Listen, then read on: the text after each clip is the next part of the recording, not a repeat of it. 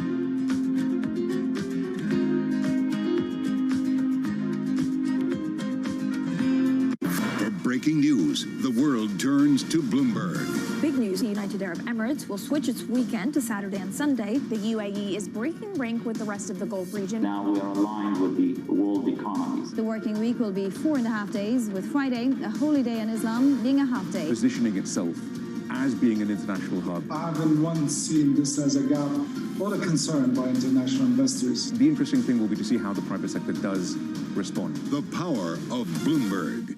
When you talk about the commercial viability, the idea that these companies can actually make money off of this here, does this become, I guess, something that's niche in the sense that you have to pay several $100,000s to do it, or does it come back down to a level where just regular folks like you and me will somehow find a way to be able to take a trip up, and this can be a business model that will be sustained? I think it's important to note that space tourism is a small segment of the overall global space economy. Space tourism accounts for $1 billion of a global $350 billion global space economy. What's the rest of it? $260 billion of that is satellites, manufacturing them, launching them. And these satellites we use in our everyday lives, whether that's to listen to the radio, to watch Bloomberg on our satellite television, or to navigate us to our destination via GPS. And I hope in the near-term future, we will add getting our internet from space. Bloomberg has enhanced search on the terminal to deliver what you need when you need it. Now, you can simply type phrases in everyday English in the command line. Compare financials. Find people. Analyze markets. You can enter phrases or ask questions. What do you want to know today? Ask a question or visit SearchGo to find answers now. How will pricing have to adjust or not as a result of your greener ambitions? We ran a big survey around 32 countries. More than 30,000 people took part. And as you say, there was a big gap between people that were worried about climate and people that were taking action.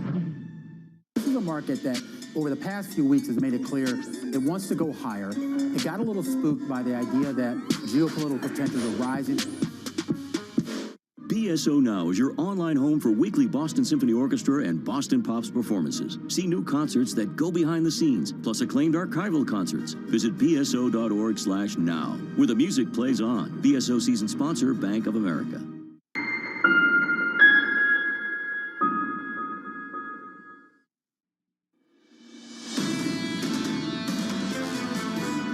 There will be an increasing number of Omicron patients going into the NHS, going into hospital, going into intensive cares, and the exact ratios we don't yet know, but that there will be substantial numbers, and that will begin to become apparent, in my view, fairly soon after Christmas. It'll start before then, but in terms of the big numbers, I think that's a reasonably, I'm afraid, a reasonably nailed-on prospect.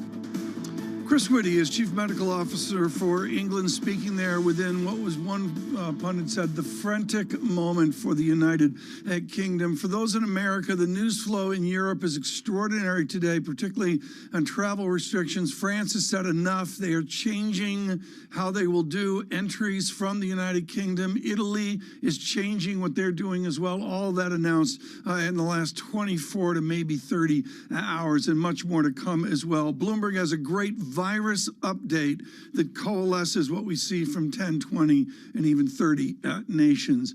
Lisa Bramwitz and Tom Key with Caroline Hyde in the United Kingdom in our London studios, and joining us now from Johns Hopkins, someone with international acclaim in epidemiology with Johns Hopkins. Christopher Breyer joins us right now. Dr. Breyer, in your note to us this morning, you go to the heart of the matter, which is we are confusing our science and anti-science with a fear of a legitimate variant, Omicron, an identified variant, Delta, and the fact the weather's changed and we're inside as well. What matters now, the weather or the variants? Well, it's both. So what we're seeing, of course, is a winter surge that had been predicted. This is still with Delta in Europe and the U.S. Right now, the highest rates in Michigan, Indiana, and Ohio of hospitalizations. Most of that is Delta. Only about 2% now of sequences in the U.S. are Omicron. But the infection curves for Omicron, and I've seen the data for the UK, for Germany, and for the US, look even steeper than we saw in South Africa. So Omicron is spreading very rapidly. The vaccines do appear to be holding, but definitely with lower efficacy than we saw against the other variants. Is Omicron virulent? The virulence question is still somewhat uncertain. We have to remember that where this emerged in Southern Africa, the populations are younger. They have had much more exposure. There's less vaccination, but there's been more COVID. So the populations are 80% of people have already had COVID, mostly with Delta. So it's hard to say what the virulence is going to look like in older populations like ours. But it's so infectious that the infectivity might lead to many, many more hospitalizations and severe illnesses. And of course, as you know, Tom, in the US, we're only now at about 62% of total population vaccinated. That's not enough to hold this off. Dr. Barr, do you think that people are overly complacent about the risk of another wave of infection similar to what we've seen with Delta or even beyond, given what you're currently seeing with Omicron? I don't know if I would use the word complacent. I think people are exhausted. And we're seeing that in many, many countries, that there is rising resistance, popular resistance to the new restrictions. A lot of that is driven by the fact that we're coming into actually what will be the third year of this pandemic. And the social, mental, emotional costs, economic costs, supply chain costs have been really high and are exhausting people. We all know that. Well, Dr. Barr, given that, do you think it is the wrong tack to take to start with some more restrictions on travel and other types of things that we're seeing, given that they haven't really been borne out in terms of providing a health benefit, stopping the spread, and it just adds to this exhaustion? Well, I think that's right. What we saw is that the travel restrictions were not sufficient to contain Delta, which is more infectious than the earlier variants. Omicron looks to be perhaps twice as infectious as Delta. And as we've seen, despite quick attempts to contain this variant with travel restrictions, it just hasn't held. We already have Omicron in 37 states in the US, for example. And as I said, the infection curves are incredibly steep. This is a very infectious variant. I think the things that matter more, certainly the science is suggesting vaccination really matters, boosting. Everybody who's eligible in the U.S. now, that's 16 and 17 and up, should be boosted as soon as you can. That is really critical. And of course, you know, the non-vaccine kinds of things that we need to do, masking on planes and trains and indoor masking where you don't know other people's vaccine status, that's all going to matter too. Doctor, I'm interested in, therefore, as you say, the booster is the right course of action, which seems to very much be the focus of the US and the UK. How quickly does that increase your ability to fight off Omicron, for example? Is it still that 2-week window until you find that you increase your powers within to be able to ensure that you're not getting infected at quite the highest rate? The antibody response from boosting probably starts to go up almost immediately. So you are more fully there by 2 weeks, but you start to see the benefit within a matter of days. It's impressive how much of an we call it an immune memory response there that we see, which is that given another dose of vaccine, the body really rallies and the antibody titers go up dramatically, not a little, a lot. So that's really important.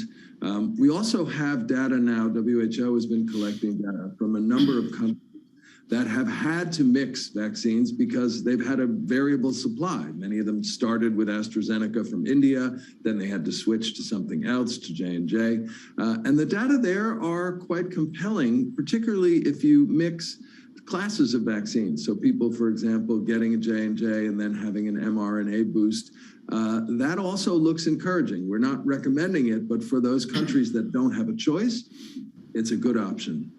Dr. Beyer, thank you so much. Greatly appreciate it with Johns Hopkins this morning. Caroline Hyde, we go to the Bank of England here in 6 minutes, but we also go to an England that's just a tumble. There's no other way to put it as well. What are you looking for, or what have you read in on with the Chancellor of the Exchequer? What is his to-do list just to get to Christmas?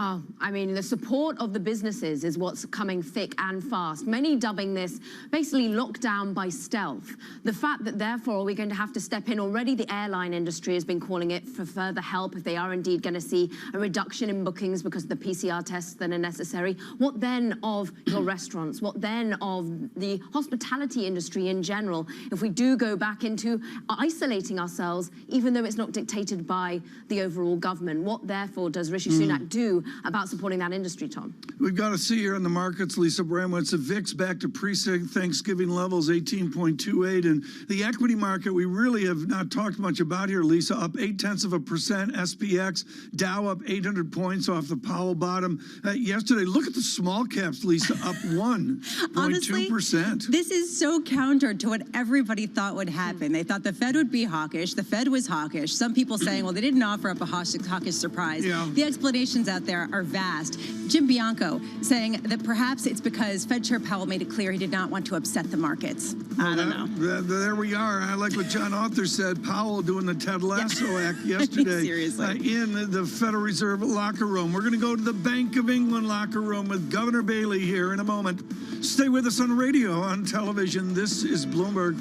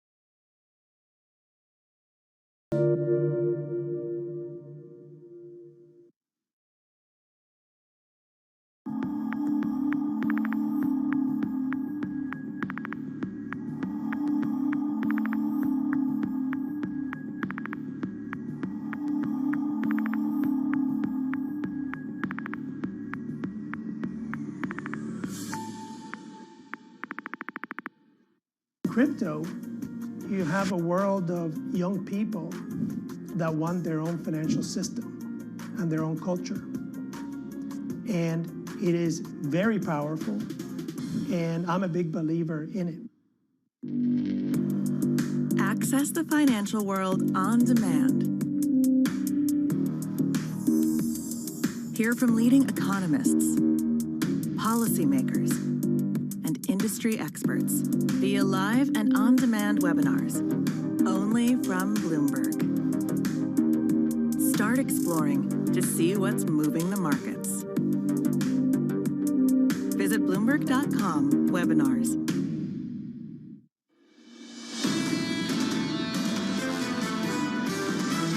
The difficulty for the Fed is that they might need to raise interest rates cyclically. How high can they go in terms of rate hikes and not invert the yield curve? That yield curve in general is not giving a pure signal. The U.S. economy could withstand north of 2% interest rates just fine. You may very well be lifting off, even though you might not think you're at maximum employment. This is Bloomberg Surveillance with Tom Keene, Jonathan Farrow, and Lisa Abramowitz. The Bank of England raises rates. Wow. It is a great surprise. The Bank of England raises benchmark interest rate to a 0.25%. The wow from the economic theorist Lisa Abramowitz. And we welcome you. What I can say flat out is the most extraordinary Wednesday, Thursday in the history of what I've done at Bloomberg. The Fed yesterday, the Bank of England now. Who knows what the ECB will do in 45 minutes. Caroline Hyde is speechless. Lisa, jump in here. Tom, John Farrow promised us a phone call if the Bank of England raised rates, so we need to get John Farrow on the line with his Celine sweatshirt, whatever it is that he's wearing. He needs to get on the phone because here we are. We see the pound strengthening sharply after this decision, an 8-to-1 decision to raise benchmark interest rates, although they did hold the corporate bond purchase target at £20 billion, so sort of taking an interesting move here, Tom. It's an interesting move, and of course, markets reacting. In America, the equity markets continue off of yesterday. What we're going to do is go to George Bory of Wells Fargo. But first, Marcus Ashworth with Bloomberg opinion here on the British turmoil. But we've got to go to Caroline Hyde. Thrilled that she's with us this morning here. Caroline, what does this interest rate increase mean for the people of the United Kingdom?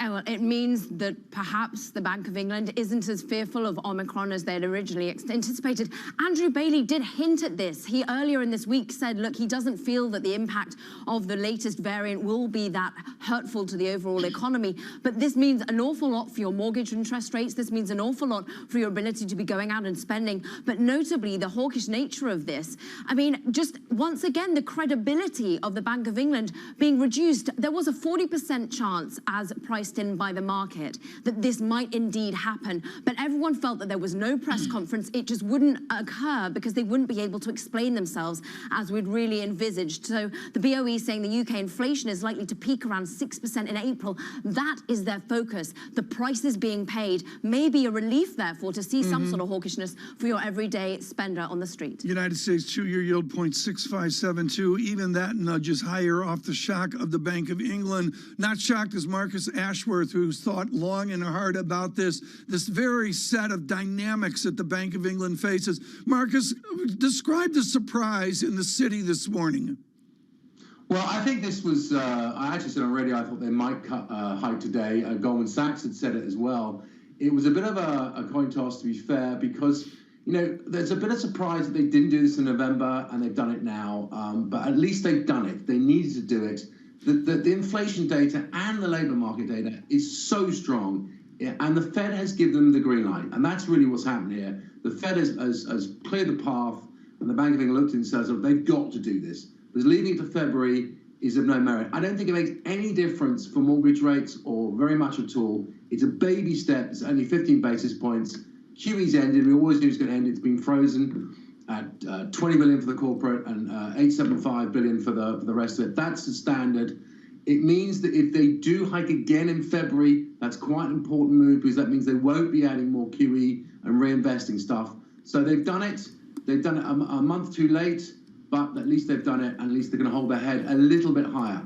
But they also, Marcus, cut their fourth quarter GDP forecast for the United Kingdom, highlighting this concern that they are hiking rates into weakness. And sure enough, you could see the yield curve flattening significantly in the 2s and 10s over in the United Kingdom. How concerned are people in Britain that this is a policy error at a time when Omicron is still crimping growth?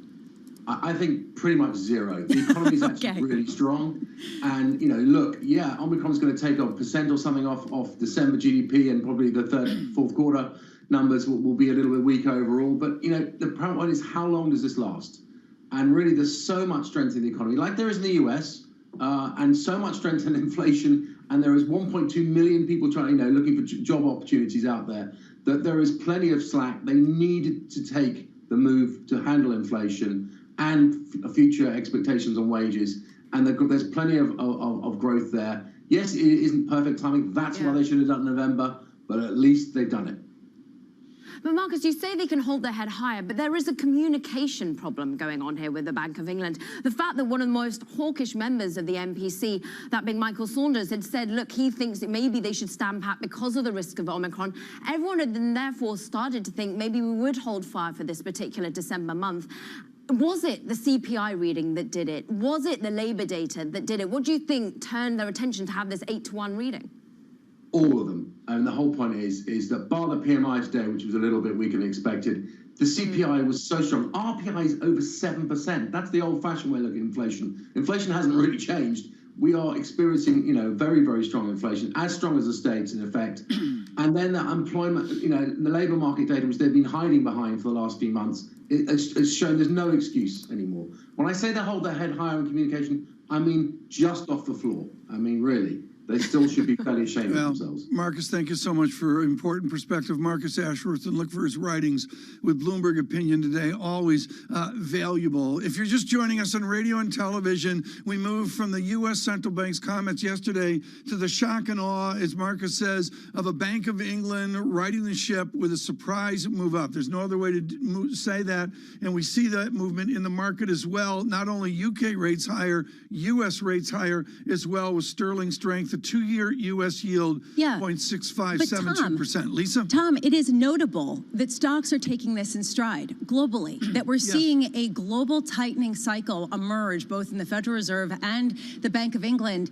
And equity markets don't care. If anything, they're cheering this on. And to me, that is a distinction from a lot of the discussion earlier in the year. George Borey joins us now, and this is extremely timely. With Allspring Global Investment, he's trying to place a long-term perspective on short-term emotions, and we're thrilled that he could be with us today.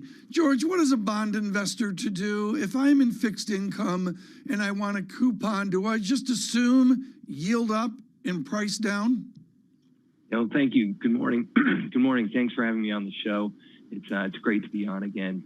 As Lisa just mentioned, it's sort of opposite day in markets, it seems, as the market is rallying, at least stock markets rallying, as as central banks kind of around the world, they're trying to reestablish their credibility as inflation fighters. And the playbook, if you will, to fight inflation is pretty well understood. You tighten policy, you hopefully you reduce liquidity in the system, that slows growth, and inflation comes under control. Now, all that takes time, takes a lot of effort. And what seems to have happened in the last day or so is the Fed has basically met market expectations.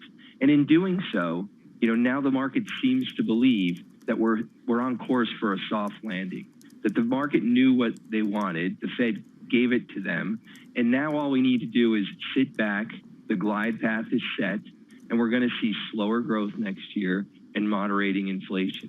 That's a very optimistic outlook. Our view is that, that things are going to be a little bit more choppy than that. And even Powell acknowledged that this is a totally unique market, and that they're going to watch the economy just like we will, and they're going to respond. They've basically told us that their forward guidance is going to be a little less clear going forward. Yeah.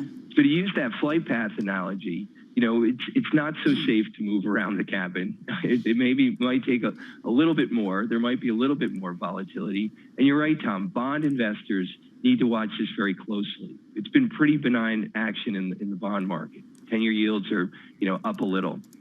They're probably going to go up a little more. And curves could steepen a bit in here.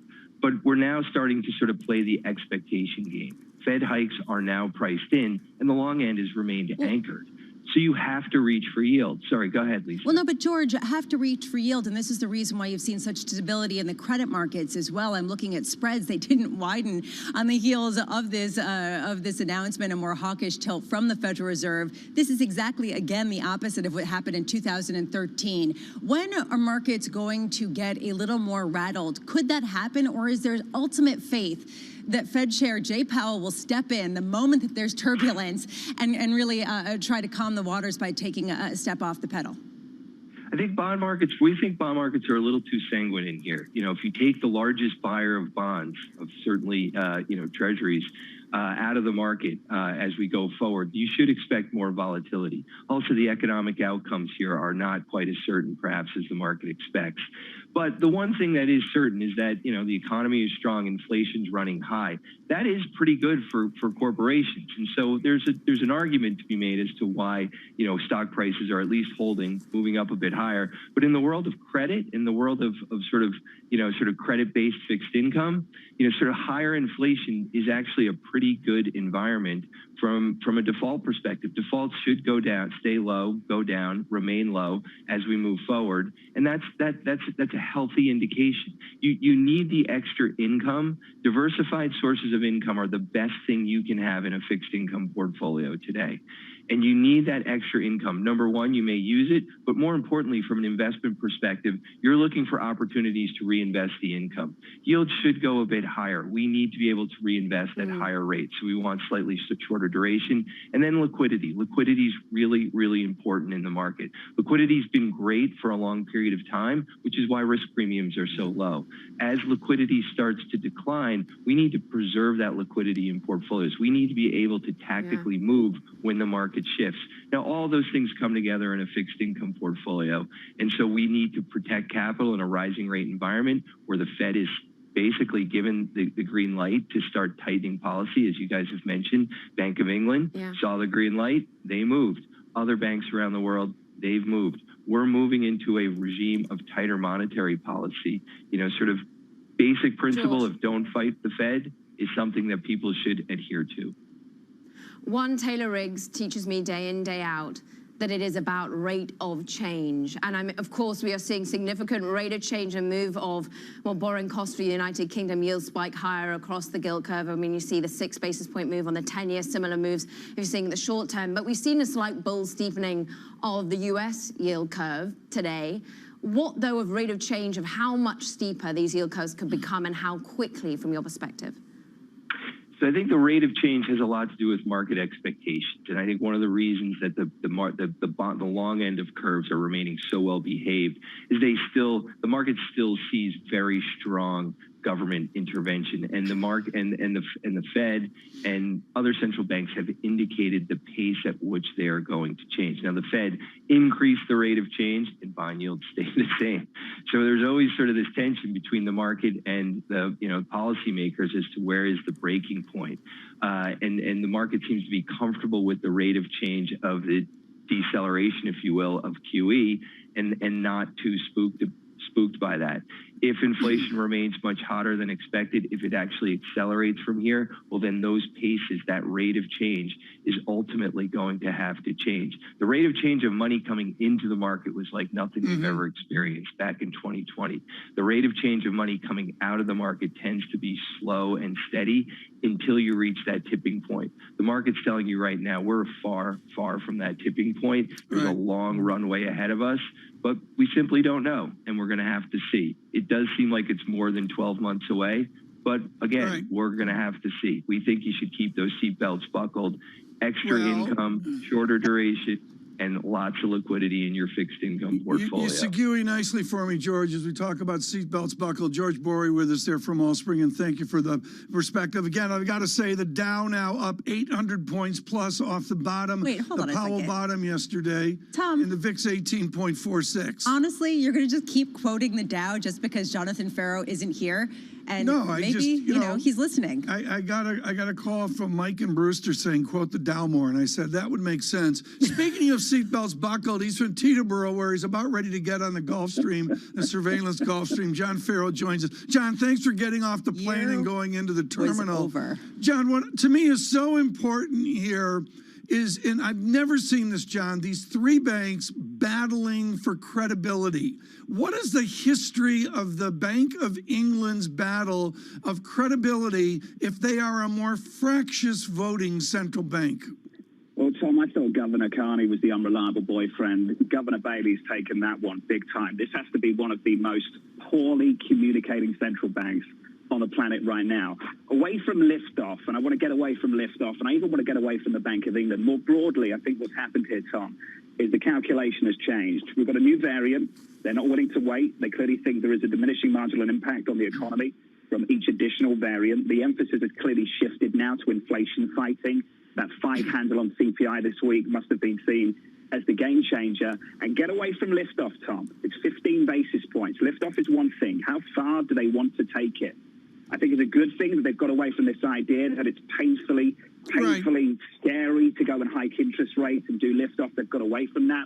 But Tom, look at what's happening more broadly in markets. Sterling's up by what? 0.8%. You've got 2 central banks talking about hiking interest rates. 2 central banks talking about tightening. And all I can see in financial conditions is loose.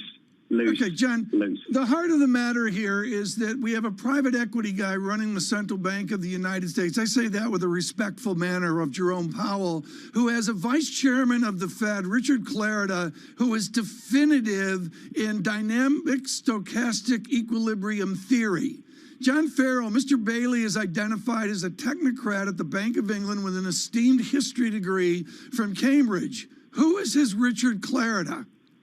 Governor Bailey doesn't have one, Tom. And right now, he's clearly not interested in holding the hand of the City of London. I think that's pretty clear. That's the takeaway from the last couple of months. Last month, we expected a hike. We didn't get one. Most people, let's be clear here, this market was looking for something close to 15 basis points coming into this, but most economists were pretty divided on anything happening today, Tom. The guidance has been terrible. The communication has been really poor, but it's only a 15 basis point move, Tom. I think we've got to think about liftoff's one thing. What's the direction of travel? How far are they willing to push this? Okay.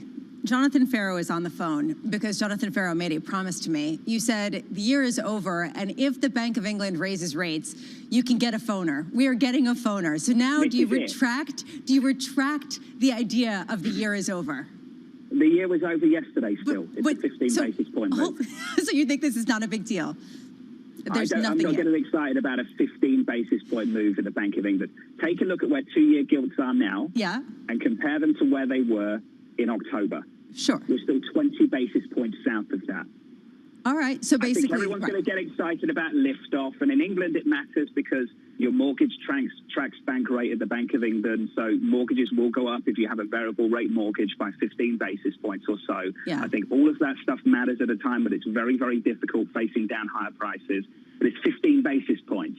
I want to understand what's the direction of travel, what's the destination, and what's the speed at which they'll get there. I don't think we get that. We don't get an understanding of that with a 15 basis point move. If that 15 basis point move is just about having some credibility over inflation fighting, and they think that's enough, that's a separate argument to saying this is the beginning of something really big. And I don't know if it's the latter just yet. All right. Jonathan Farrow, a viewer, writes in and says, what color is his Celine sweatshirt? Oh, right now I'm in a white polo hoodie, and I think I look like a sheep at the moment. You know, what are they called? What's it called, Tom? That shearling stuff. What is that? This is just an And also, embarrassment. can I just say, I promised an appearance. What is that photo? I'm looking at that photo. You look very spiffy. That's John from Farrow, deep out of the archive. tell your pilot to take 624 out of Teterboro. You'll do better there on your trip across the pond. Jonathan Farrow. I love you all. Oh, please. Jonathan Farrow coming off the Christmas. Gulf Stream to speak to us this morning on an historic day for his Bank of England. I need to recap here and also do an important data check. And the basic idea here is just simple. It is a unique Thursday with claims coming up at 8:30. Before that, the ECB. It's a change. Lisa, do you agree with me? It's a changed ECB now from what we've seen at Bank of England? Well, not necessarily, just because they have been the outlier and they have been the transitory ones in the whole group. And frankly, the Bank of England was expected to go first, and the Federal Reserve allowed them to go a little bit more so just now. The Bank of England is not going to necessarily give us some sort of hawkish surprise. However, it does raise the pressure on the meaning of transitory for Christine Lagarde. Futures up 33, down futures 227. The VIX is a major story coming into about a November 19 level, 18.48. Yields have moved 2 basis points off the Bank of England shock, 0.6613 on the 2-year yield, a 145 10-year. I would note the curve and the dynamics of real yield show us off the shock of Jerome Powell yesterday a changed bond market. It's all very nuanced in the bond market now. Dollar, yes, less nuanced with yen well over 114, a weaker yen. And also, Mr. Erdogan scheduled to speak in Turkey here. We're trying to get some video in of that right now. And this with a shockingly lower lira, 15.44, a weaker lira rapidly through the 14 level and on to 15. In Washington, Mario Parker joins us right now. He leads all of our political coverage in Washington, and we have a moment of silence for him as he does his horrific job right now. What the jumble into holidays in Washington is always there. There's a rush, Mario. What's different this year about the rush, the body language to get to Christmas Eve? The rush and the difference this year, Tom, is just the internal fighting between the Democrats. It's been persistent, as you know, for most of this year. We've seen the latest chapter on yesterday with prospects for the Biden administration's Build Back Better agenda looking pretty grim at the least, looking pretty grim, given some of the opposition from Senator Joe Manchin, a story, again, that we've seen for most of this year play out. I know, and indeed it now feels as though it's unlikely to get across the board in terms of by the end of the year when it comes to Build Back Better. What else is on the president's agenda? I mean, we were promised new seats on the Federal Reserve. We were potentially looking at voting rights. Where, therefore, does the attention turn if we cannot get an agreement with Joe Manchin?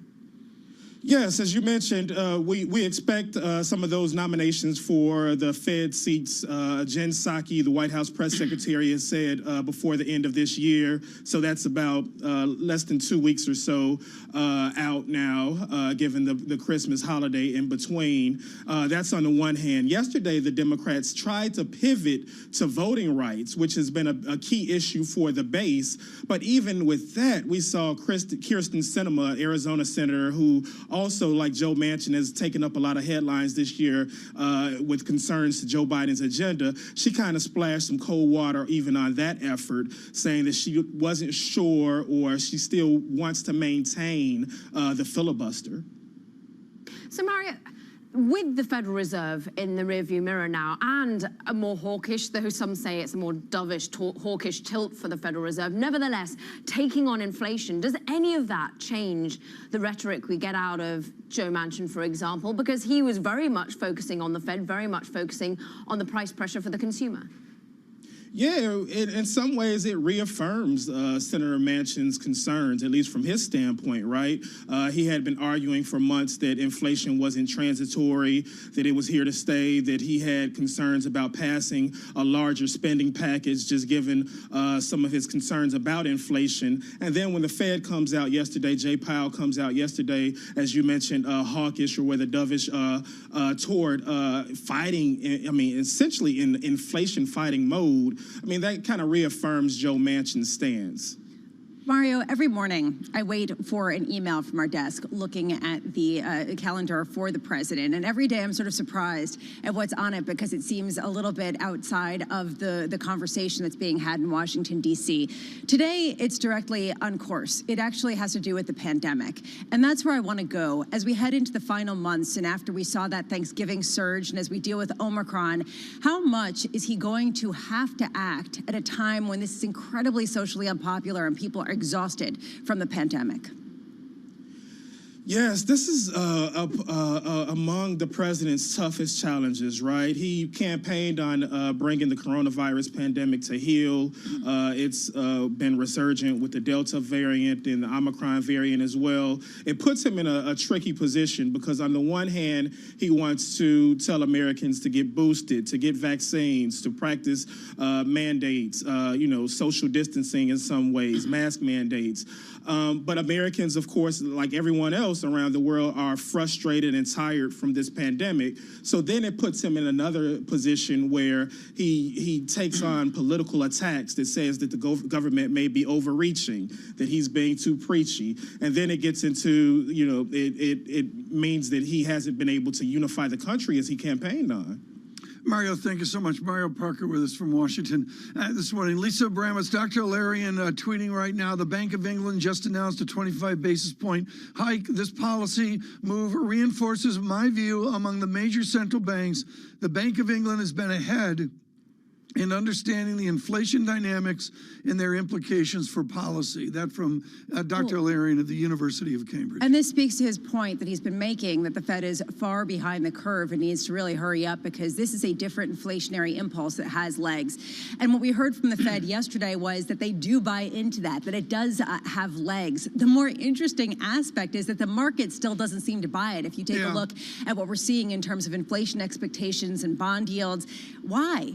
I have not heard a real reason why, other than perhaps the market just doesn't buy it still, that we're seeing some sort of new inflationary push right now, Tom. Caroline, I'm absolutely fascinated about the boom sense, the feel that you see in London. In America, there is a boom economy. We have 7-8% GDP. We've got huge inflation. It's China-like. Is it the same in Britain? Well, I think where the boom-like expectation comes in and where we see a mirroring is in the labor market. That's perhaps what had this pivot on the day. Second time we've been wrong-footed by the Bank of England in as many months. And I think the labor data that came out, the record payrolls that we saw, that was where their real focus was. And the retail price inflation, that coming above 7%. I'm seeing empty bars. I'm seeing shops that are not running flat out, but I'm certainly seeing a lot of Amazon boxes. So e-commerce is where it's going to be, Tom, for the time being. And we've heard that in America as well. Coming up, Seth Carpenter will join us. He is Global Chief Economist at Morgan Stanley. Ellen Zentner makes clear, look for a core inflation cooling in late winter of next year. Stay with us from New York, from London. This is Bloomberg.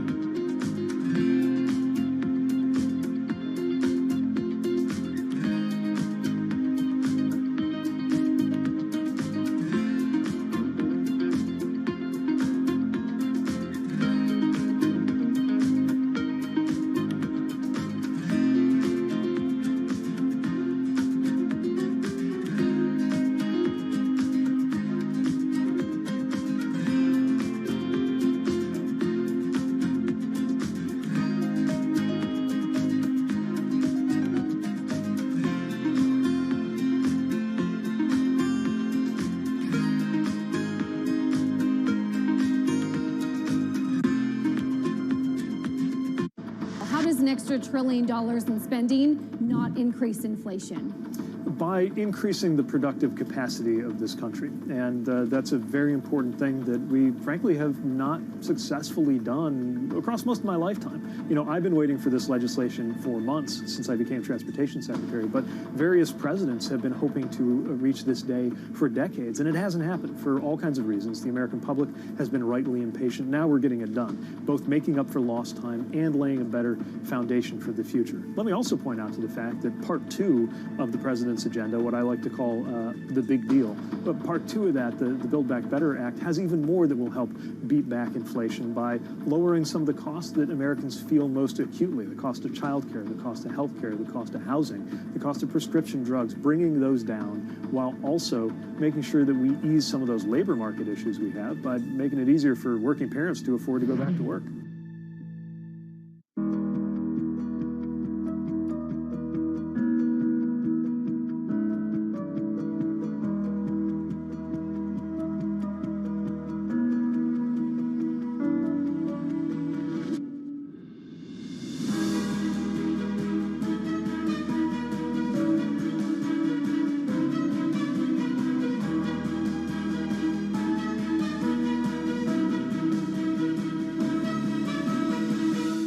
Mercedes-Benz is on a path towards CO2 neutral mobility. So we have flicked the switch there, and really we're going to step by step electrify everything.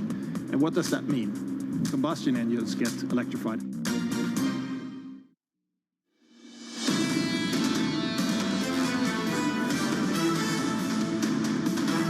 Bloomberg surveillance, truly an historic Wednesday-Thursday bank combination. We are thrilled you join us on radio and television. Seth Carpenter's going to join us here in a moment. Really looking forward to the nuances that he sees from his economic team at Morgan Stanley. Romain Bostic will look at the equity market surging. Romain told me this morning Dow points up 223 points, 800 points off the bottom. But first, a more holistic data view in London. Here's Caroline Hyde. Tom Keene, I thank you. And I mean, basically, Chair Powell is schooling the likes of Andrew Bailey as to how to get communication right from the central bank. We see S&P 500 futures up once again after a stellar performance yesterday. This on the back of, well, the guidance, the treading the line that they can indeed engineer some sort of soft landing, tackle inflation front and center, but manage to keep the economy grinding higher. The Stock 600 playing a bit of catch up after yesterday's great move on the United States. We see it up 1.6% as we had a bit of a lackluster trade yesterday. Today, every industry group in the green. The pound, phenomenal moves, and it's the biggest move since July. Yes, John Ferro will say nothing really happened, but here Andrew Bailey has once again wrong-footed the market. Goldman Sachs thought there was an outside chance we'd get a rate hike. We get it today, just to the tune of a small move, we know, but nevertheless, that spikes the pound higher. We see significant moves in bonds. The VIX currently, though, stays lower by some 4%. Let's split it on to how the bond move has been interpreted. We see US actually dialed back its move. Remember, we had some bull steepening. We had money moving in to the US Treasury market in general, not only on the 2s, but also on the 10s. But now we see that flattening in the 2-year in sympathy with what is happening here in the 2-year gilt. We're seeing 8 basis point move in terms of 2-year on the UK curve. We're seeing 10-year yields spike higher by 7 basis points as we see the Bank of England decide that they need to tackle inflation, need to tackle real incomes rather than worry about Omicron in the here and the now. And we look ahead to the ECB, you've been saying it time and time again, Tom. What now for Madame Lagarde? Where does she go in terms of offering more flexibility? The euro up by 0.2%. But now I'm very pleased to go to my usual afternoon husband. Well, I share him with Taylor Riggs. Romain Bostic, I miss you, my friend.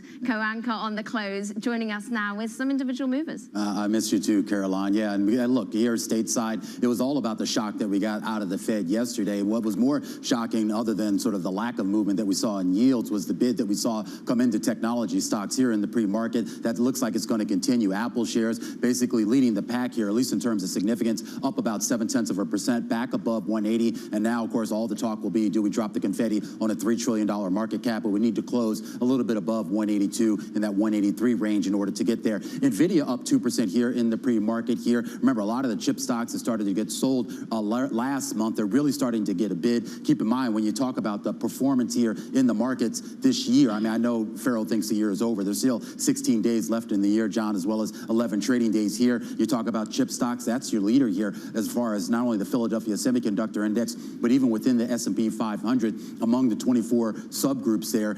It's basically semiconductors that are out front. Nvidia back above 311 and Tesla back above 1,000, up 2.5% here in the pre-market. Flip of the board, there are a few stories out there that have nothing to do with the Fed and the macro picture here. AT&T getting an upgrade today over at Morgan Stanley to overweight those shares higher by about 1.5% here in the pre-market. Accenture out with earnings. The fiscal first quarter earnings they reported were phenomenal. Revenue growth above 20%, and they're actually guiding right now for the full fiscal year 2022 of about 19 to 22%, well above what their previous range was. And then Lennar came out with earnings, a big home builder here. And this is something I would keep an eye on, because all the talk about the macro picture and the Fed and inflation, the home builders have really gotten battered around here. Remember, this is one of the best performing groups on the year, still up more than 40%. They're down 6% here in the pre-market. And this is a story we've heard from all the home builders here. The demand was there, but some of those inflationary pressures, the high cost of buying these homes, is really starting to dent some of that demand. They basically said purchase contracts in the most recent quarter well below what the street was looking for. We've heard this from a couple other home builders as well. This is definitely kind of a story to keep an eye on as we move into 2022, Tom. Romain Bostic, thank you so much. It has been a fascinating set of conversations. We now move to Seth Carpenter chief global economist at Morgan Stanley. And Seth, I want to frame those pushing against the zeitgeist. I think of Priya Misra at TD Securities, who made clear, yes, rising inflation is there, but if it ebbs, it will not dissuade the central bank.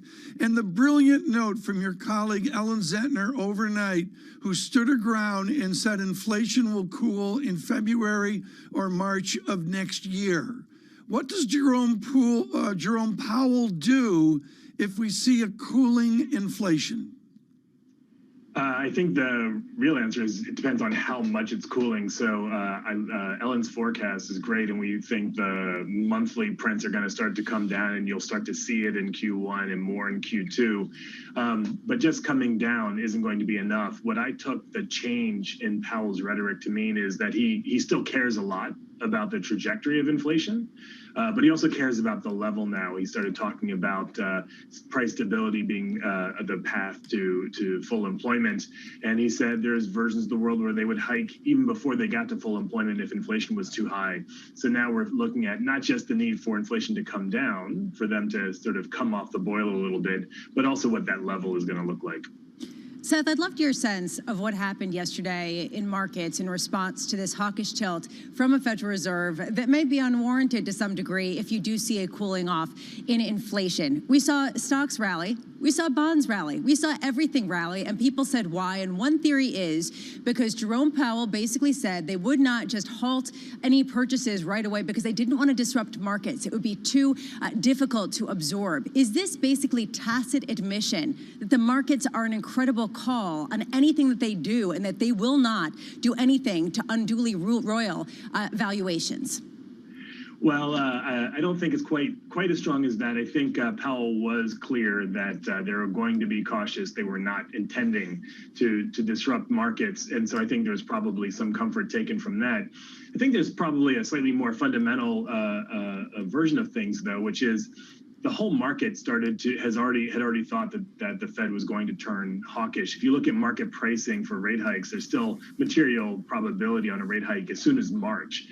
So the turn to hawkishness, I think, was not a surprise. The relief, perhaps in part, was that they didn't, in fact, get more hawkish than they did. I think there was a part of the market, a tail, if you will, the distribution, that was worried that they could be even more hawkish than they were. So you put together the fact that he said they weren't going to actively try to disrupt markets, and the fact that some people were probably relieved that they weren't more hawkish, and you get the price action. How much can we actually glean in terms of a narrative from the market, and particularly the bond market? Because right now, it is not signaling any worry about runaway inflation, or frankly, any inflation whatsoever, and doesn't see what the Fed is seeing in terms of something new. Yeah, so that, I think, is the tricky part. Tom mentioned Ellen Zentner and the great work that she does here. I'll highlight Matt Hornbach and his team. They point to just still how much liquidity central banks globally are have added to markets, just how big balance sheets still are, and that's got to be weighing on the long end of the curve. Over time, as the Fed keeps hiking rates over the course of next year and starts to signal the discussion about balance sheet runoff, presumably the long end starts to go up from here. But they've been very vocal that the global central bank liquidity provision is weighing on the long end. You, of course, Seth, spent 15 years over at the Fed, and I'm interested, there was a lot of hand-wringing across Bloomberg, many an intelligent writer saying, look, there's never been such a signal from the yield curve, and we cannot hike into this sort of a flat yield curve expectation. But from your perspective, we heard from Jay Powell saying, look, we are focused on maximum employment, on price stability, and not on some model. How much do they care about the yield curve, or not? One of my former bosses at the Fed was fond of saying that the FOMC is 17 people that don't agree on the color of an orange. So there's a range of views as to how important the yield curve is. We can just go back to the last rate hiking cycle. The market chatter then was also about the flattening of the yield curve. And there were members of the committee that said they would not vote for a rate hike that would flatten or invert the curve.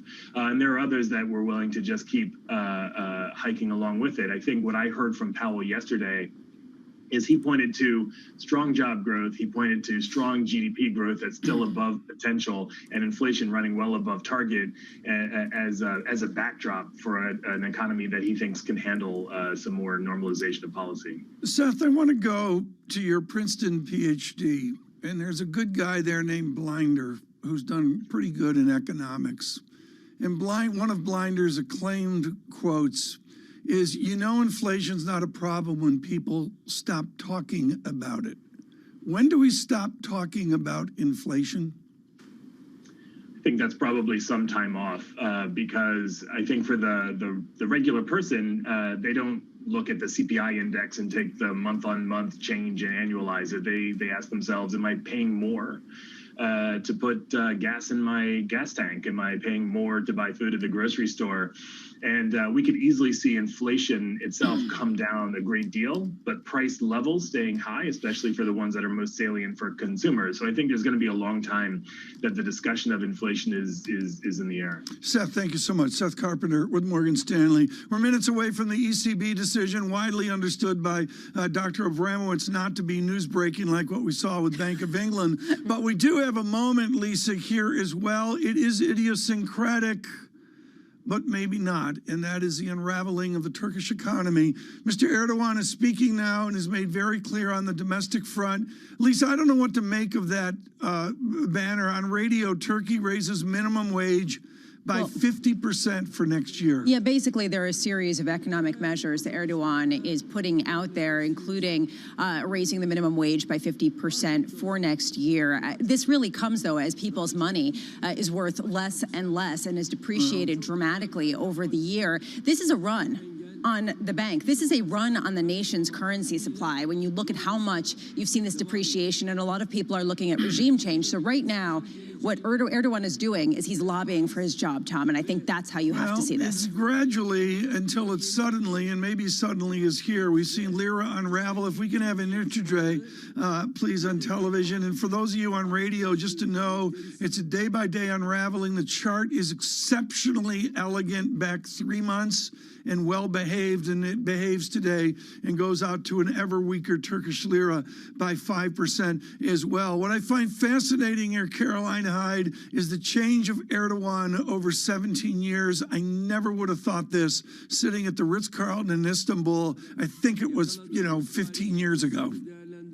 And I believe it was a couple of years ago that our own Guy Johnson really moved the market when we started to understand this new focus of Erdogan, the fact that he did want to cut rates into the face of inflation, this whole seismic focus of him as a leader, and the political interference we continue to see in the central bank as we see governor ushered in after governor. 15.55 now on Turkish lira. We'll continue to monitor that. On the data front, futures up 32, Dow futures up 219. The VIX, a stellar day, 18.49. In the yield space, 1.45% on the 10-year. Somewhat quiescent across yields. Oil, I must note, $74.23 on Brent crude. Coming up, Janet Mew with Bruin Dolphin in London. Please stay with us. Lisa Abramowitz, Caroline Hyde, and Tom Keene on radio, on television. Good morning.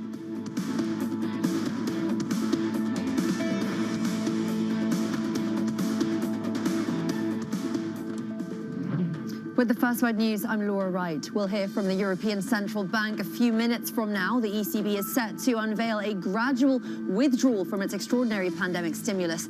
Still, the euro area outlook is muddled by soaring inflation and uncertainty over the health and economic dangers posed by the Omicron variant.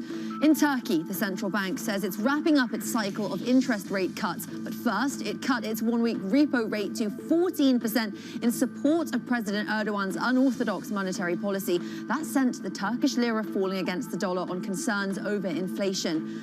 Apple is pushing back its return to office deadline because of a resurgence in coronavirus cases. The date was February 1st. Now, Apple says corporate workers will be brought back at a date yet to be determined. The timeline had already been pushed back several times. A bill aimed at punishing China over its treatment of Uyghur Muslims has run into a roadblock in the U.S. Senate.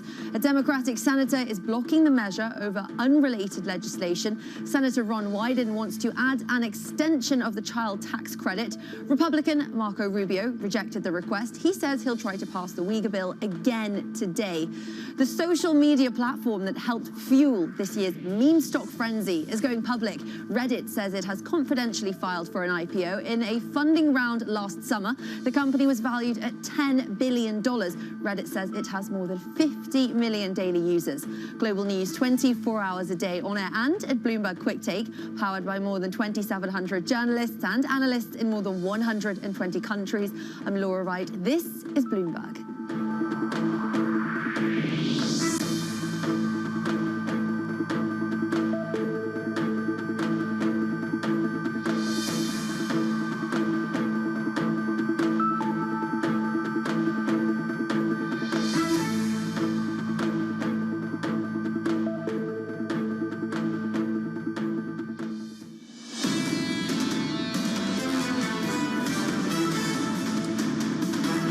Extraordinary Thursday. We welcome all of you around the world and across America on Bloomberg Radio and Bloomberg Television. It is a central bank frenzy, and here in moments we get the ECB out with an unchanged idea. Help me here, Lisa. You're better at this. You and John are much better at this, and I am. They're going to be at a moderately lower pace. Well, look, this is not a huge surprise in terms of not being changed, and also not necessarily wishing to gun it with respect to its PEPP, its Pandemic Emergency Purchase Program. They did say that net buying will end in March. This is as expected. Key will be how much they adjust their tools to buy ongoing assets going forward after March, and that I think is what we're going to get from the press conference. They also, interesting to see whether, in your words, they're going to change the story around inflation. We have seen a very changed story from the Federal Reserve and the Bank of England.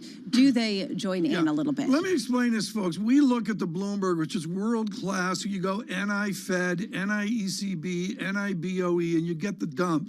And the answer, Lisa, is the headlines look different because Draghi allowed them to put a timeline on it. They've got PEPP out to the end of 2024. And I love the idea of the headlines here, Lisa, that they need to wait for 2% inflation. And they said inflation may moderately exceed goal for transitory period. There it is. They're still using the word transitory in stark divergence from the Federal Reserve and from the ECB, Tom.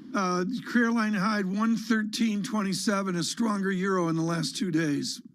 Yeah, as they come out and say the ECB will boost the of course, purchase program that they currently have to the pace of 40 billion euros in the second quarter. We are slowly but surely getting a slight recalibration from Europe in terms of how far they want to support the overall market, support the overall asset price inflation, support the fact that inflation is running hot here too. CPI is less. We understand it's a lot to do with energy prices at a new record high in Germany, electricity prices today, but still Madame Lagarde having to focus in on inflation too and just withdraw a little bit of stimulus in terms of bond buying. John from Teterboro emails in and says, you got to quote the Italian bond. I wouldn't know an Italian bond if it hit me over the head. Jumped 6 basis points to 0.98%. Okay, did we check that box, Lisa? Yeah, we checked that box. Well, no, but the reason why it's important, John, I'm sure from Capri would agree, is because the key issue is whether they are trying to control spreads on the periphery, right? This was the key mistake that Christine Lagarde made. How much are they going to continue to offer support to some of the weaker European economies, which really have been propped up by some of this bond buying? How much do we see that? And right now, we're not seeing anything run away. We are seeing yields across the board, across the entire continent tick upward, but it isn't out of control. How much does that change in the press conference when they talk about the composition of bond purchases? Capri's 4,400 miles from Teterboro. I don't think he can do that in one flight. I think he's got to stop once or even twice. Don't you think so? Well, maybe we will dissect this at another time. I think that right now, we can move on. Janet Moy with us to sort all this out. My head is spinning at 7:48 Wall Street time here on the central bank frenzy we have in Lagarde, of course, speaking here in a bit. Janet Moy with Bruin Dolphin trying to sort out all this. Janet Moy, what does all this central bank derby mean to you and Bruin Dolphin in terms of investment? Hi, Tom. Thanks for having me. What we think is that it is pretty clear that central banks are exiting the extraordinary support for the economy and the market, and rightly so, because we are seeing progress in the labor market and very strong rebound in activity, and inflation is at decade high for many major economies. So I think central banks are doing the right thing. So in terms of investment strategy, what we think is that first of all, it is acknowledging that the recovery is good, so it is a good macro environment. So as a result, we still believe that going into 2020, we are in a positive macro environment. A bit of high inflation, but we still think it is going to moderate in the second half of next year. So overall speaking, this is still a pretty good environment for equities. Janet, you've got bulletproof academics, and you went on. I don't know why she did this, folks. It must have been a lonely life. Janet Moy went to Burbank and did econometrics, which is his own singular pain. Tell me right now, Econometrics 1, the degrees of freedom that these central bankers have. Are they walking into a lesser degrees of freedom, or are they increasing their optionality? Yeah, I do think that central banks are being reactive, which is good. I think this is one of the reasons why markets have reacted quite dovishly yesterday, despite the seemingly hawkish tilt. It is because, Jay Powell said it is not a plan, even though if you refer to the dot plot, there are, 6 rate hikes by the end of 2023. It's not a plan. So they still much retain that flexibility. So if inflation does start to moderate, as, these major central banks are still expecting, we may actually expect some turn in the policy direction in the later part of next year. So I do think that they still have flexibility. At least they communicated that to the markets. But of course, if inflation persists longer than expected, if the supply bottlenecks continue, if Omicron poses further risk to the supply chain, then of course that optionality diminishes.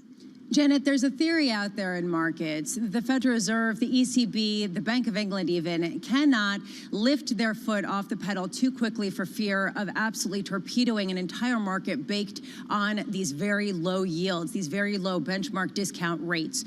How much can you bet on that as being a driving force and actually look at bond yields where they are and count on them remaining so for the foreseeable future?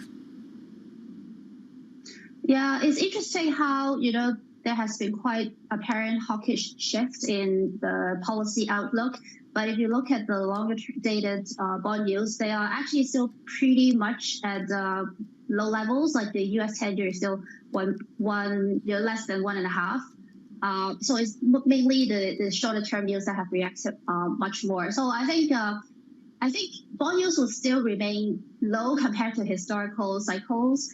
But it will modestly trend higher. But we don't think it will be high enough to deter the current market rally. I think there are a number of reasons why longer-term bond yields will not rise as much, because there's still a lot of demand from investors, especially for U.S. yields, because they are they're perceived as safe haven. And Jay Powell yesterday mentioned how the yields are much higher than JGB and the bonds. So there's still a lot of demand out there. And if we're moving into a more slower growth phase next year, and potentially you're talking about going back to normal growth rates in 2023, then there would be risk of markets thinking that there would be a slowdown coming into the future, and there would be bids for these safe havens. So I do believe that the shorter term yields will go up further, but the longer term yields would remain relatively low compared to previous cycles. And these are still very, very accommodative financial decisions, whether you're talking about companies refinancing or about the average households refinancing their mortgage rates based on these rates. What then of the haven of big tech or not, Janet? Talk to us about asset allocation as we see the European Central Bank try to hold our hand in a step-by-step process of them pushing back away from bond buying, as we see the Federal Reserve signal very eloquently how they're going to be leading us through potential rate hikes over the next 3 years. What then of whether or not we should be buying technology anymore? Yes, that's a great question.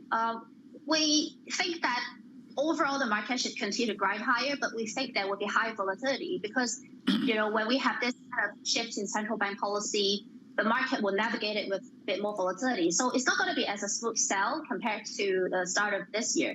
And in terms of technology play, I mean, we still like the US. We prefer the US in our overall asset allocation because we have this quality growth bias. So we think that it is important to discriminate amongst all these stocks out there. You want quality, you want stocks with good balance sheet, good cash flow, tech stocks that can actually maintain their margin. So it's not the tech stocks that, is just boosted by the stay-at-home theme, who are not making money, who is relying on that huge central bank liquidity. So that's why we saw a big uptick in the big tech names yesterday, quality names that will perform regardless of bond yield. Janet, thank you so much. Greatly appreciate it. Janet Moy with us with Bruin Dolphin as well. There are any number of stories, and they allude back always to the conversation of our good guests. There was William Dudley yesterday, the former president of the New York Fed, on his present academic focus, which is Bitcoin. And Dudley was mesmerizing in saying that he was focused on it as Ken Rogoff is. Professor Rogoff at Harvard, Lisa, said, I was wrong. I'm waiting for the regulators to step in. Moments ago in Moscow, Lisa, they stepped in. They came out and they did say that they might restrict purchases of crypto assets as a result of some of the concerns that they have with respect to the fraud and ongoing issues within that. Russia Bank may say that crypto ban may apply to new purchases. Tom, interesting what Ken Rogoff said yesterday.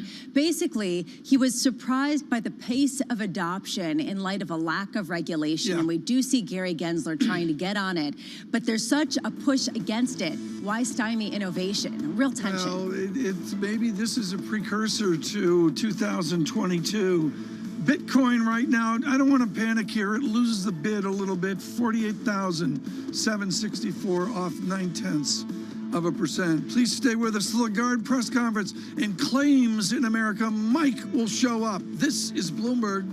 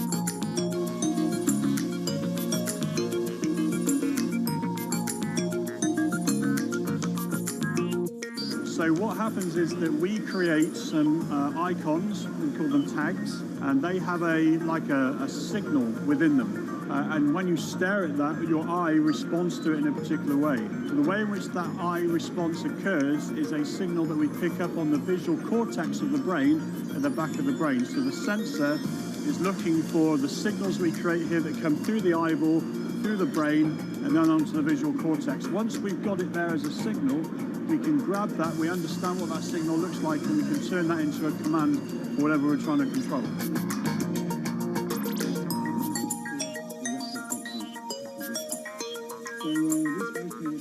There's multiple places where we think this technology can be applied, perhaps in, I don't know, driving or commanding unmanned ground vehicles or unmanned naval vessels, perhaps providing menu selection and control within a control room environment, maybe in a nuclear power station. All those kind of things are perhaps in the bailiwick of this technology.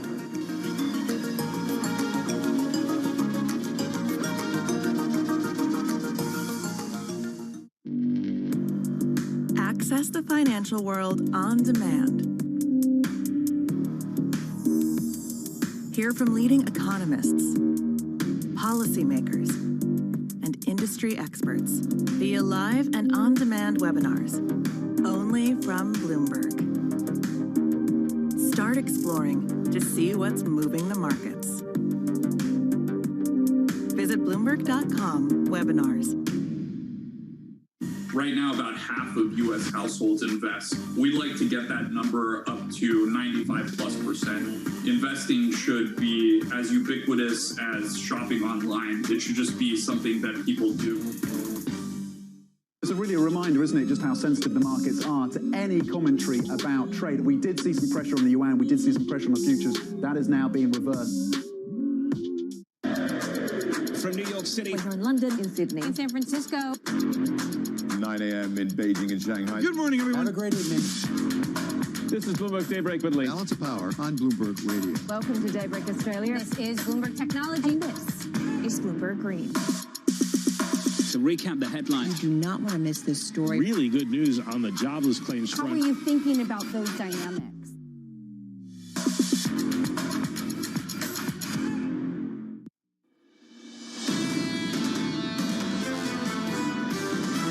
In a weird irony, the market is welcoming the Fed to move. The bond market is a lot smarter than the equity market. The equity market is a much, much better value. We think there's more room to go on multiple contraction. It has not been a valuation expansion story. It's been a earnings-led market. This is Bloomberg Surveillance with Tom Keene, Jonathan Farrow, and Lisa Abramowitz. Central banks turn hawkish or try to, but markets are not getting the memo. Good morning. This is Bloomberg Surveillance on Bloomberg Radio and Bloomberg Television. Tom Keene, Jonathan Farrow, Lisa Abramowitz, John Off, and Caroline Hyde in London, very much in. Fascinating to see a slew of decisions from central banks. First, the Fed yesterday. Then we just got the Bank of England's rate hike.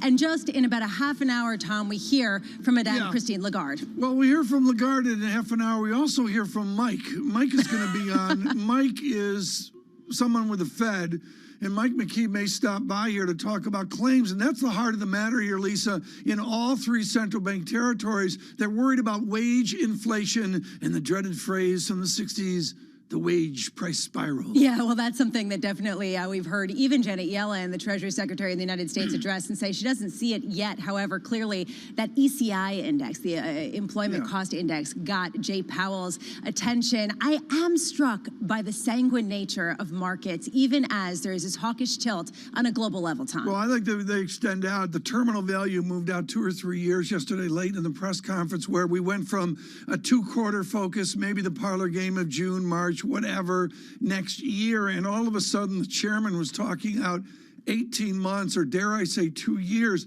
That's comfortable for ECB folks. It's normal for the ECB to look out longer, but that's what Jerome Powell did yesterday. Well, looking out longer, Caroline, how much does Christine Lagarde want to shake the complacency that we're seeing in markets? What are we expecting in terms of a surprise from her in 30 minutes' time? Well, certainly a focus on flexibility, trying to ensure that her arsenal remains as adept as possible to, yes, inflationary pressures that we see in Europe, that we see, though, in large part because of energy prices. Dan Curtis with a great chart earlier this week showing that actually, if you strip out the all-important energy prices, the more volatile parts, actually inflation running at about 2.5%, yes, above their overall target, but not nearly to the seismic tune of about 5% we've been seeing it running, or 7% that you see currently seeing the RPI in the UK, for example. So they've got a lot longer a leash. But how much will we see Madame Lagarde, who is inherently more dovish than the rest of her ECB peers in many ways, just try to tilt a little bit more hawkish? That's certainly what some of the commentators I've been hearing from have said. I gotta say, Tom, I am struck by what's going on in markets, which is not a whole lot. You're just seeing a lift, an ongoing lift toward near record highs in the United States, and you're seeing just sort of a feeling of it's okay. We are expecting this, and if anything, it's good for central banks to start getting hawkish right now. I think it's amazing to see the 10-year yield actually lower here in the United States, even though, or actually it rose a little bit after the recent moves. But just the idea, 2-year yields coming down, even as the Federal Reserve says that they're going to potentially hike rates 3 times next year. Yeah, well, I'll go with the idea that the bond market's been quiescent and we're going to wait for it to move, and maybe it moves, maybe it doesn't. But I think the equity markets have been absolutely stunning. We've been a little bit equity free today, and I'm sorry, futures up 31 continuing. And all you need to know, the Dow Jones Industrial Average is 800 points off the 2 o'clock bottom yesterday, Lisa. That's a wow statistic. I'm also struck by the fact that the 10-year yield is now higher, 1.47%, still very low. But 2-year yields have come in. They're lower, 0.653%. What this means is actually a steepening in the yield curve. And Caroline, why? How does this make sense given the fact that the Fed has shown a willingness to go ahead? Is it just that people were expecting that perhaps it would be even more and that the Fed's going to allow growth to go quickly and that it's going to be the same story overseas? Yeah, was there a panic that there would be yet more hawkishness coming from the Federal Reserve? Is it the certainty, the clarity we get from the Fed that helps move markets in ways we hadn't anticipated? Today, what's so interesting, of course, about 2 hours ago, we did see a slight bull steepening in the US curve. You did see yields push higher in the 2-year and indeed the 10-year. However, now we see that flattening in sympathy with what happened in the UK. This is a global market. We are moving in sympathy with what just happened in gilts, which spiked higher to the tune of about 8 basis points. It's so hard to make sense of any of this. Beata Kerr will do a better job than I. She is co-head of investment strategies at Bernstein Private Wealth Management. Joining us now, Beata, what do you make of the market's shrug to all of these hawkish proclamations? Has it all just been baked in, or is there something that you're gleaning that's a message? Well, what we make of the market's reaction to the Fed statement yesterday is the market cares about clarity and communication. And what the market is responding to is that this Fed has moved in an extraordinary way from their talk track this summer, when transitory ruled the day and there was not an acknowledgement of the persistence of inflation. Just one meeting later, the mood has shifted completely. And I think the market just feels confident that the Fed is being clear about its communication, being transparent about what it intends to do. And I think that is really confidence-inducing. What part of the equity market am I most comfortable in? Well, I'm going to go with the part that it's not a sector and it's not a stock, it's quality. Which companies can control the supply chain the best? Which companies have an edge in terms of retention of labor assets and attraction of labor assets? And then which companies can exert pricing power? It's not an even outcome. It is very much a stock picker's market because some companies are going to be able to exert that price pressure and really control the supply chain better than others. It's tough out there. And we see that with both the employment picture and the supply chain picture. And that's not going to be easily resolved in 22. What will be the dynamic of margins? We really haven't talked about it in the last week, but the Bulls obviously taking a victory lap here with a terrific move. But what does your shop say about margin dynamics given what central banks are doing? We think there's likely to be real pressure on margins. We do feel like that's a vulnerability of the market. That's a risk that we have to watch. We're still optimistic about equities because we see earnings growth next year still in the high single-digit range. But again, it's going to be very specific to companies on what they are able to control. And there's not that much that they can control. It's just which companies are taking matters into their own hands, whether it's buying their own planes for logistics and distribution or real changes on the labor cost picture. But margins are a key area for us to watch next year. So can you go as far to say as you can look at industry groups or indeed the way in which you can focus on a value versus a growth stock? Or do you really have to be individual stock name by individual stock name at this moment? Because we all anticipated that at some point value might get its time in the sun. Many anticipating Europe could outperform US, for example, because they're more value in nature than growth. But growth can sometimes held up in terms of margins, certainly if you're big tech. Yeah, I mean, look at the market response yesterday in big cap tech.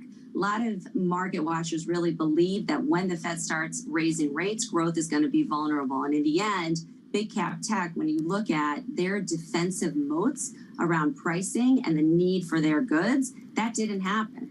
So we would not be abandoning growth, but we also would not be ignoring value. We want to remain balanced across sectors. We want to remain a global investor as well.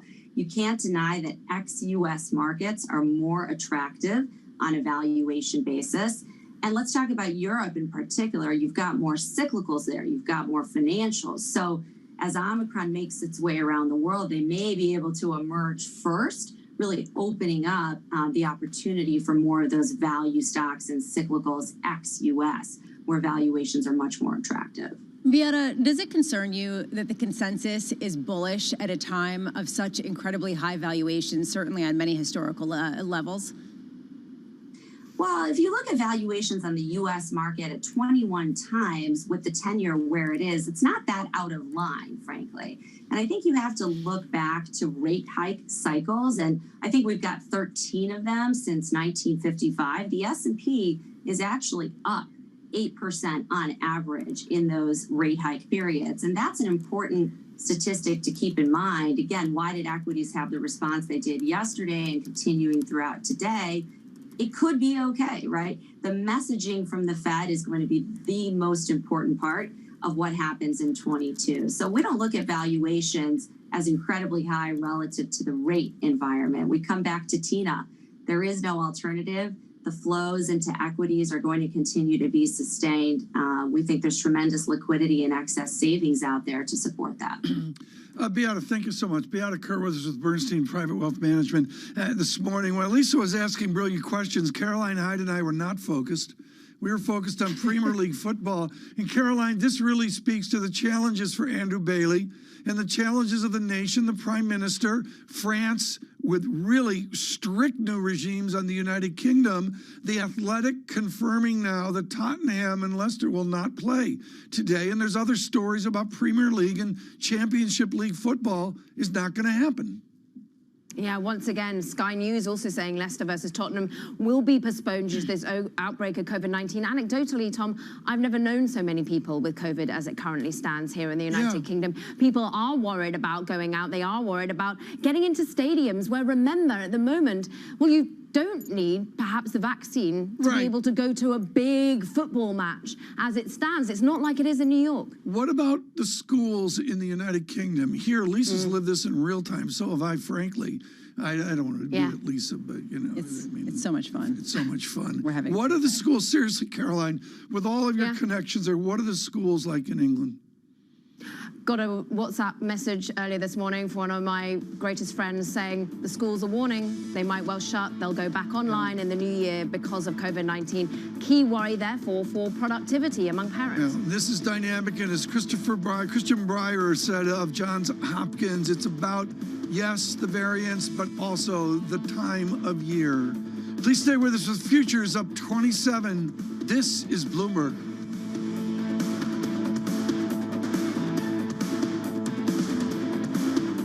With the First Word News, I'm Laura Wright. The Bank of England has set aside the threat posed to the UK economy by a record number of coronavirus cases. Instead, it's leading the fight against inflation. In a surprise move, the central bank raised interest rates for the first time since the pandemic struck. BofE policymakers voted to lift borrowing costs by 15 basis points to 0.25%. Meanwhile, investors are betting that the Federal Reserve Chair Jerome Powell can pull off the proverbial soft landing of the economy. Stocks and US futures are rising on speculation that Fed policy tightening will help fight inflation without derailing growth. The central bank will speed up the drawdown of its asset purchase program. It also laid out a roadmap for a series of interest rate increases. The former CEO of McDonald's will return $105 million in cash and stock awards to settle a lawsuit by the fast food chain. Steve Easterbrook was fired over his sexual relationships with subordinates. McDonald's says the amount represents what Easterbrook would have given up had he been forthcoming about his actions and been fired for cause.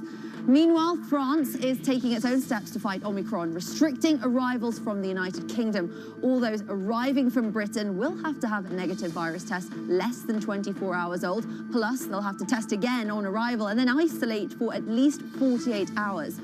Airbus has struck a blow to Boeing. Australia's Qantas says it will buy 40 Airbus jets with a list price of $4.6 billion before discounts. Plus, there are options to buy 94 more planes. They'll replace Qantas's aging fleet of almost 100 Boeing 737s and 717s. Global news 24 hours a day on air and at Bloomberg Quick Take, powered by more than 2,700 journalists and analysts in more than 120 countries. I'm Laura Wright. This is Bloomberg.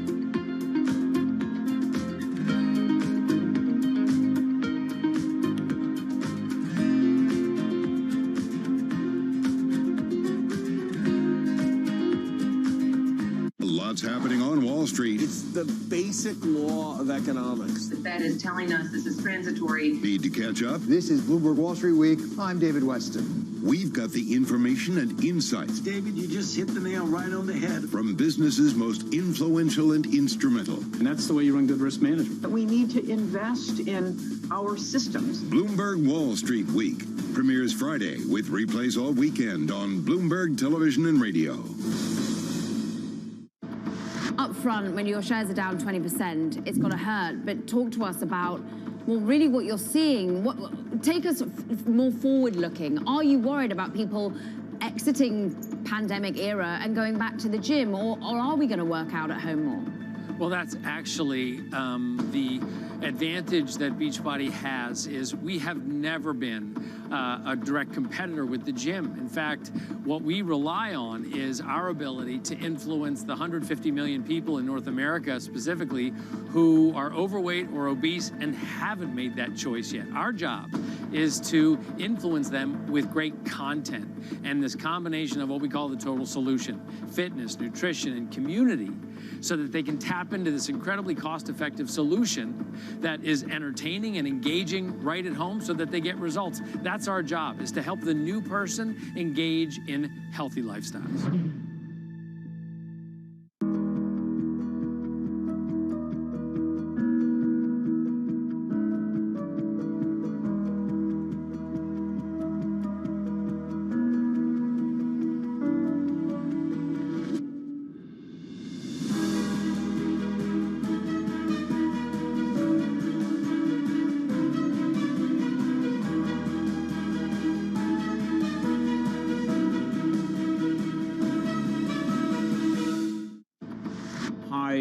Fragile is the European energy complex? The European energy complex has been incredibly fragile for a number of months now, and it just seems to just keep getting hit with new crises.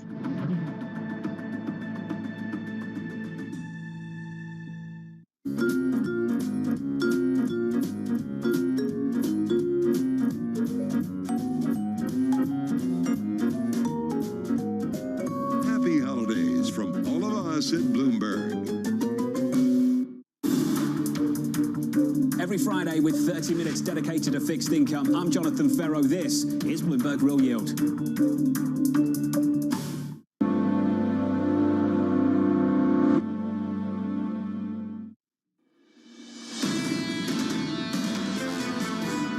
If you look at the Fed's forecast, in some ways it doesn't really hang together.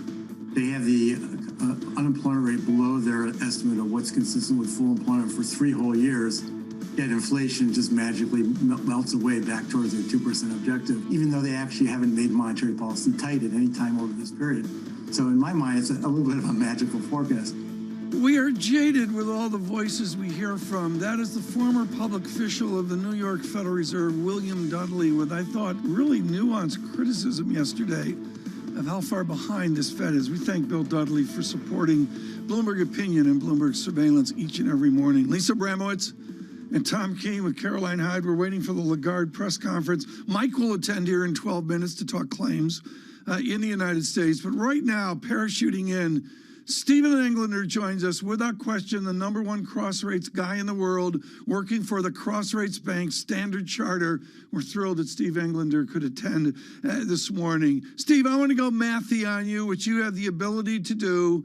Chairman Powell changed the x-axis yesterday. He was on the edge of Draghi, and he tried to pull the discussion out to 23 and 24. What does the lengthening of the Fed's vista mean for the U.S. dollar? Well, you know, I agree with what Bill Dudley said, and I think that's going to be the eventual outcome, that the Fed ends up being more dovish and that the sort of token withdrawal of stimulus isn't going to be enough, and the dollar's going to fall. I think that the circumstances that we're likely to find ourselves, say, in the middle of next year when rates hikes are going to be on the table will be somewhat different, and that they probably won't be quite as hawkish as they made themselves out to be yesterday. Stephen, is that basically the bet in markets right now, that the Fed isn't going to balk and is not going to come through on some of its projections for as many as 3 rate hikes next year?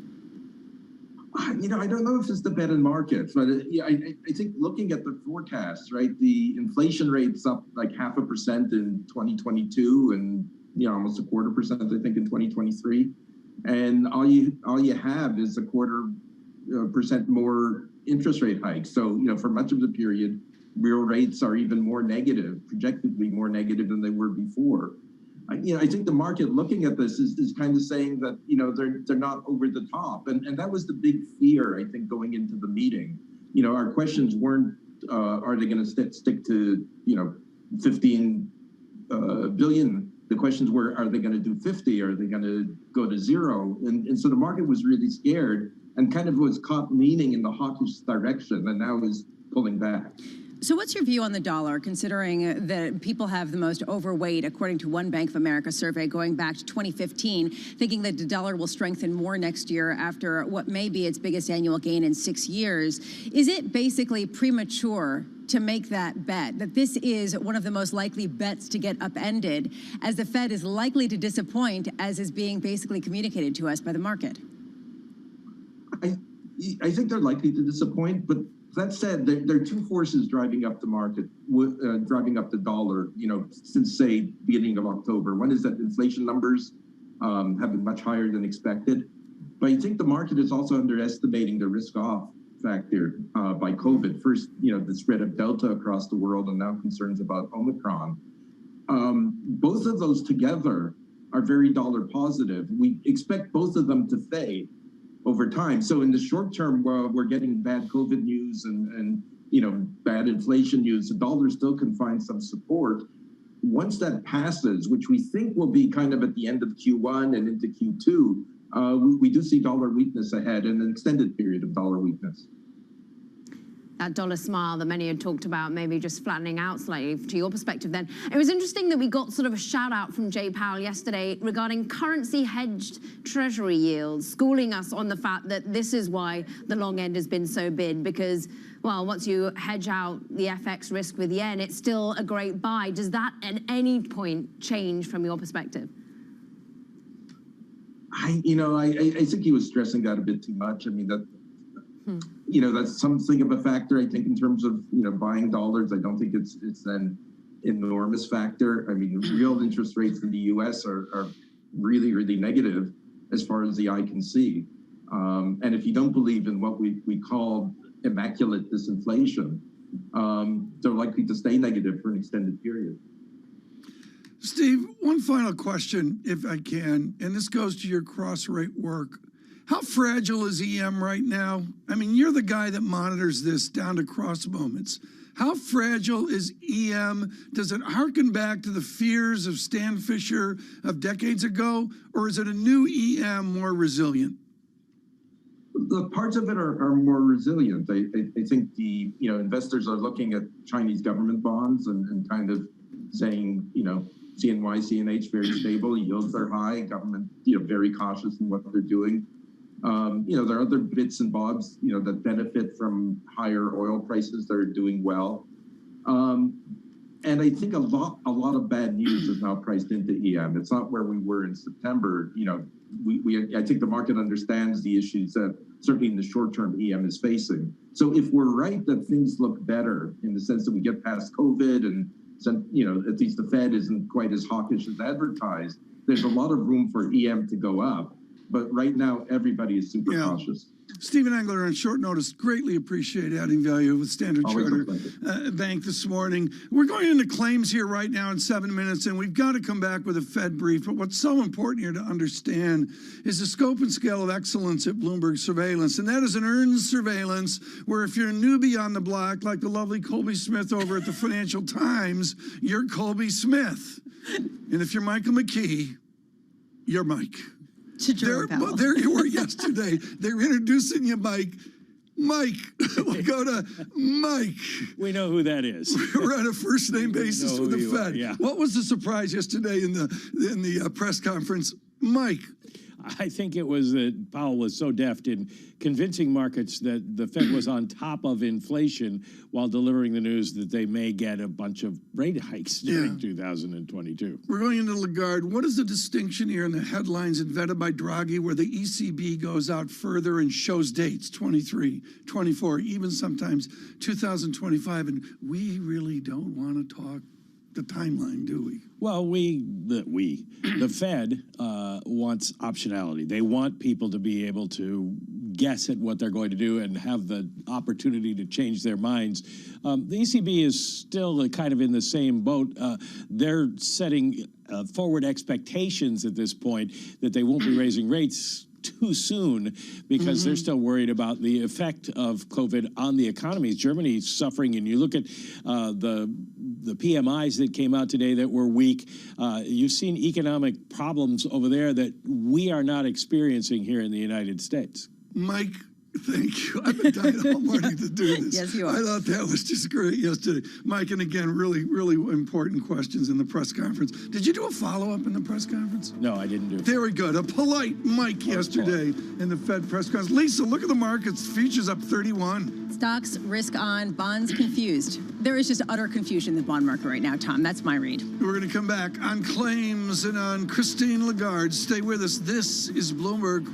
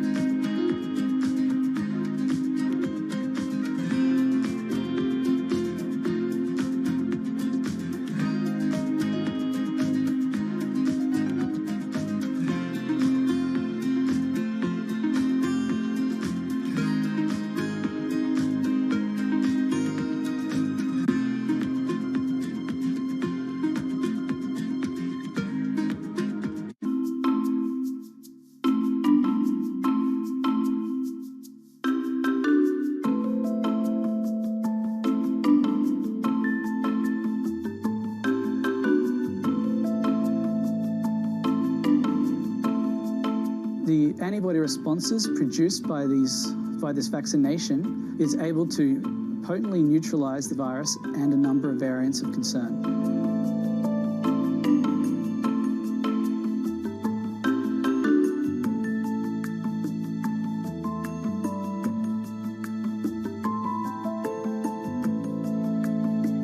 A lot of the vaccines being developed currently require super cold storage. One of the great advantages of our patch is that we're able to remove the cold chain. We've been able to stabilize the vaccine on the patch for at least a month at room temperature and a week at 40 degrees. So this makes logistically vaccine rollout a much simpler proposition, removing the cold chain from transport.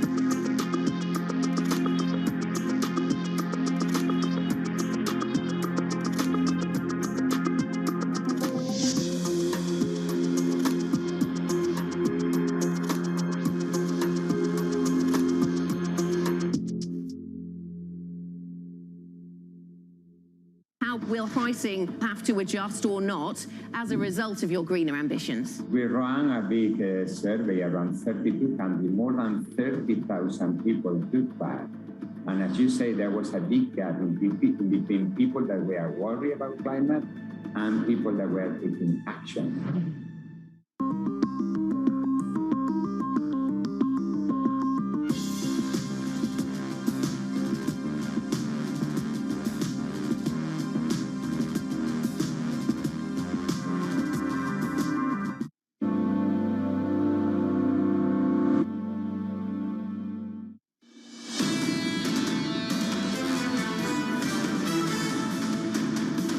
Market Surveillance. Christine Lagarde of the ECB will speak here in moments, but far more important right now, Michael McKee with us with the state of an American labor economy. And again, this is an economy where Jerome Powell is worried about wage inflation. Mike, what do you see? Well, we are looking for the claims numbers. They come out a little bit more slowly. Here we go. We bounce back up. 206,000 on the month. That is not what the market was expecting at this point. The issue here is it's very hard to seasonally adjust during the holiday season. Yeah. So you're going to get these kind of numbers, and we end up with 206,000 for initial jobless claims. The other big numbers before the Madame Lagarde gets started, housing starts are up 11.8%. Are we on fire? On fuego, as they would say, for housing starts? Yeah. Building permits are up 3.6%, giving you the impression that they are going to continue rising. We're now at a 1,679,000 annual rate for housing starts. That's up from 1,502,000 in the prior month. So a really significant boost to housing. Hard for me to know exactly why, because the weather is not, I mean, it's better than expected. So maybe on a seasonal adjusted basis, but this is the time of year when you think you might see a slowdown. The Philadelphia Fed comes in down rather to 15.4 from 39. So significant drop on the Philly Fed. I don't have the breakdown of the underlying numbers yet, but we'll get that. And just to give you a sense of what the perspective is in markets, you are seeing yields tick higher. You are seeing stocks tick just a touch lower on the heels of this data, really highlighting the expectation for more inflation, at least when I look at the housing data. And I got to say, continuing claims falling to the lowest since March of 2020. What you could see is the euro is strengthening at 113.39. The 10-year yield a little bit off its earlier highs, 146.67, and crude is still stable around 71.47. But honestly, the fact that we're continuing to see this strength, Mike, I am struck by the housing market being so robust. How much does this basically support the idea of inflation being lingering, given that it's going to take a while for the supply to come on the market? It does suggest that we're going to have shortages in building materials that could push up prices. The interesting thing is that with prices rising as much as they have, builders are still very confident that they can break ground and sell their houses. The single family rate rose 11.3%, and the multifamily starts were up by 11.8%. So this one was evenly divided. Usually you see one or the other take the lead, but in this case, starts for both apartments and single-family housing very strong. And Michael McKee with us on Bloomberg Radio and Bloomberg Television. We're going to go one more question with Mike, and then we have Christine Lagarde, who has started her comments. As Caroline Hyde mentioned earlier, talking about the topic of Europe, not Omicron, but the rising energy prices. Michael McKee, my singular observation yesterday is this is a well-meaning central bank struggling with a China-like boom economy. How do they adapt to 8% real GDP plus 4 or 5% inflation, whatever? You and I have never seen this. How does the Fed adapt to the boom of the moment? I don't think they have to adapt so much, because their belief, and most economic observers' belief, is that growth will slow. We're getting a boost from the delayed effects of the pandemic assistance from the government. As that fades and we hit a sort of fiscal break next year, growth will slow. Hopefully remains above trend, but it won't be quite as strong, and that's behind their belief that inflation will slow. But if inflation doesn't slow and you've got 8% growth, you have some scope for slowing the economic demand in the economy. Each moment, each headline matters. It matters from Andrew Bailey of an historic Bank of England today without surprise, or Chairman Powell with Mike McKee in the press conference yesterday. Lagarde speaking, and inflation to settle below target over outlook horizon. Let's enjoy Christine Lagarde in Frankfurt. At a lower pace than in the previous quarter. We will discontinue net asset purchases under the PEP at the end of March 22. Second, the Governing Council decided to extend the reinvestment horizon for the PEP. It now intends to reinvest the principal payments from maturing securities purchased under the PEP until at least the end of 24. In any case, the future roll-off of the PEP portfolio will be managed to avoid interference with the appropriate monetary policy stance. Third, the pandemic has shown that under stressed conditions, flexibility in the design and conduct of asset purchases has helped to counter the impaired transmission of our monetary policy and made our efforts to achieve our goal more effective. Within our mandate, under stressed conditions, flexibility will remain an element of monetary policy whenever threats to monetary policy transmission jeopardize the attainment of price stability. In particular, in the event of renewed market fragmentation related to the pandemic, PEP reinvestments can be adjusted flexibly across time, asset classes, and jurisdictions at any time. This could include purchasing bonds issued by the Hellenic Republic over and above rollovers of redemptions in order to avoid an interruption of purchases in that jurisdiction, which could impair the transmission of monetary policy to the Greek economy while it is still recovering from the fallout of the pandemic. Net purchases under the PEP could also be resumed, if necessary, to counter negative shocks related to the pandemic. Fourth, in line with a step-by-step reduction in asset purchases and to ensure that the monetary policy stance remains consistent with inflation stabilizing at our target over the medium term, we decided on a monthly net purchase pace of 40 billion euros in the second quarter and 30 billion euros in the third quarter under the Asset Purchase Program, the APP. From October 22 onwards, we will maintain net asset purchases under the APP at a monthly pace of 20 billion euros for as long as necessary to reinforce the accommodative impact of our policy rates.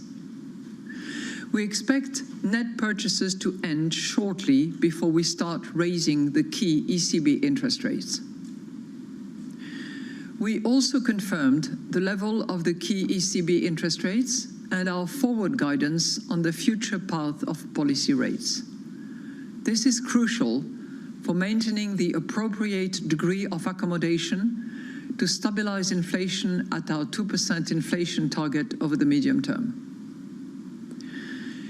We will continue to monitor bank funding conditions and ensure that the maturing of TLTRO III operations does not impair the smooth transmission of our monetary policy. We will also regularly assess how targeted lending operations are contributing to our monetary policy stance. As announced, we expect the special conditions applicable under TLTRO III to end in June next year, 22. We will also assess the appropriate calibration of our two-tier system for reserve remuneration so that the negative interest rate policy does not limit banks' intermediation capacity in an environment of ample excess liquidity. The Governing Council stands ready to adjust all of its instruments as a to ensure that inflation stabilizes at its 2% target over the medium term. I will now outline in more detail how we see developments in the economy and inflation. I will then outline our assessment of financial and monetary conditions. So looking at the economic activity, we expect the economic recovery to continue, driven by robust domestic demand. The labor market is improving, with more people having jobs and fewer in job retention schemes. This supports the prospect of rising household income and consumption. The savings built up during the pandemic will also support consumption. The current fiscal and monetary policy support, together with a continued global recovery, should support growth.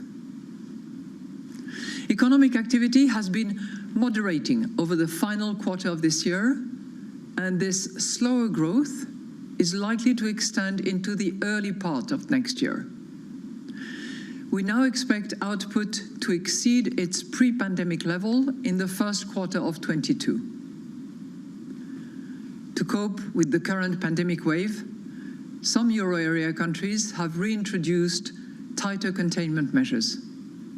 This could delay the recovery, especially in travel, tourism, hospitality, and entertainment. The pandemic is weighing on consumer and business confidence, and the spread of new virus variants is creating extra uncertainty. In addition, rising energy costs are a headwind for consumption. Shortages of equipment, materials, and labor in some sectors are hampering production of manufactured goods, causing delays in construction and slowing down the recovery in some parts of the service sector. These bottlenecks will still be with us for some time, but they should ease during 22. Looking ahead, we expect growth to rebound strongly over the course of 22. Our Eurosystem staff projections foresee annual real GDP growth at 5.1% in 21, 4.2% in 22, 2.9% in 23, and 1.6% in 24. Compared with our September staff projections, the outlook has been revised down for 22 and up for 23. Targeted and growth-friendly fiscal measures should continue to complement monetary policy. This support will also help the economy adjust to the structural changes that are underway. An effective implementation of the Next Generation EU program and the Fit for 55 package will contribute to a stronger, greener, and more even recovery across euro area countries. Let's look at inflation now. Inflation increased further to 4.9% in November. It will remain above 2% for most of 22. Inflation is expected to remain elevated in the near term, but we expect it to decline in the course of next year. The upswing in inflation primarily reflects a sharp rise in prices for fuel, gas, and electricity. In November, energy inflation accounted for more than half of headline inflation. Demand also continues to outpace constrained supply in certain sectors. The consequences are especially visible in the prices of durable goods and those consumer services that have recently reopened. Base effects related to the end of the VAT cut in Germany are still contributing to higher inflation, but only until the end of this year. There is uncertainty as to how long it will take for these issues to resolve. But in the course of 22, we expect energy prices to stabilize, consumption patterns to normalize, and price pressure stemming from global supply bottlenecks to subside. Over time, the gradual return of the economy to full capacity and further improvements in the labor market should support faster growth in wages. Market and survey-based measures of longer-term inflation expectations have remained broadly stable since our last monetary policy meeting in October. But overall, these have moved closer to 2% in recent months. These factors will help underlying inflation to move up and bring headline inflation up to our target over the medium term. Our new staff projections foresee annual inflation at 2.6% in 21, 3.2% in 22, 1.8% in 23, and 1.8% in 24, significantly higher than in the previous projections in September. Inflation excluding food and energy is projected to average 1.4% in 21, 1.9% in 22, 1.7% in 23, and 1.8% in 24, also higher than in the September projections. Turning to risk assessment now. We see the risks to the economic outlook as broadly balanced. Economic activity could outperform our expectations if consumers become more confident and save less than expected. By contrast, the recent worsening of the pandemic, including the spread of new variants, could be a more persistent drag on growth. The future path of energy prices and the pace at which supply bottlenecks are resolved are risks to the recovery and to the outlook for inflation. If price pressures feed through into higher than anticipated wage rises, or the economy returns more quickly to full capacity, inflation could turn out to be higher. So looking at financial and monetary conditions now. Market interest rates have remained broadly stable since the October Governing Council meeting. Bank lending rates for firms and households remain at historically low levels. Overall, financing conditions for the economy remain favorable. Lending to firms is partly driven by short-term funding needs stemming from supply bottlenecks that increase their expenses for inventory and working capital. At the same time, corporate demand for loans remains moderate because of retained earnings and generous cash holdings, as well as high debt. Lending to households remains robust, driven by demand for mortgages.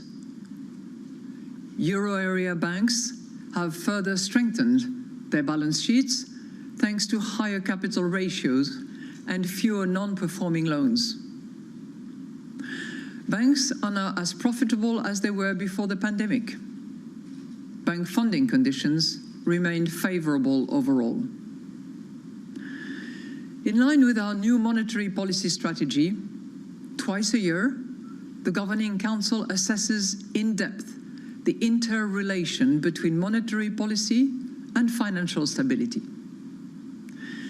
An accommodative monetary policy underpins growth, which supports the balance sheets of companies and financial institutions, as well as preventing risks of market fragmentation.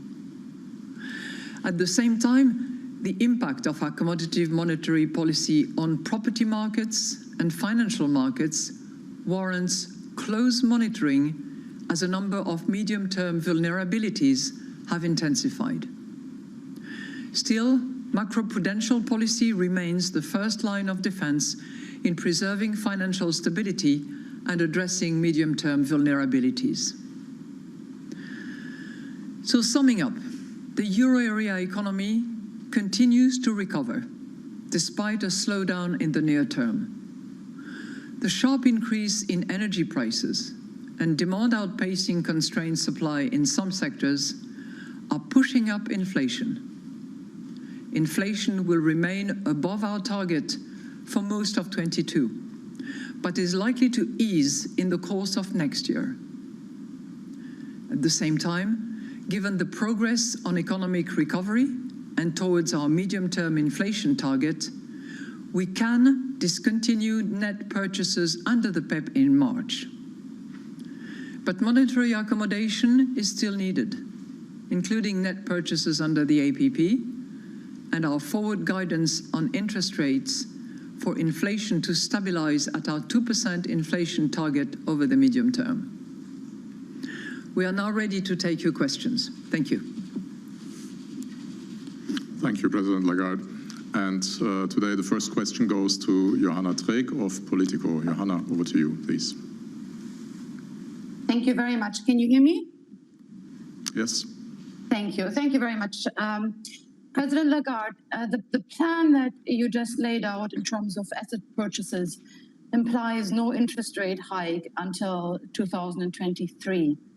But given the high uncertainty surrounding the forecast at the moment, how can you feel confident to commit for such a long period?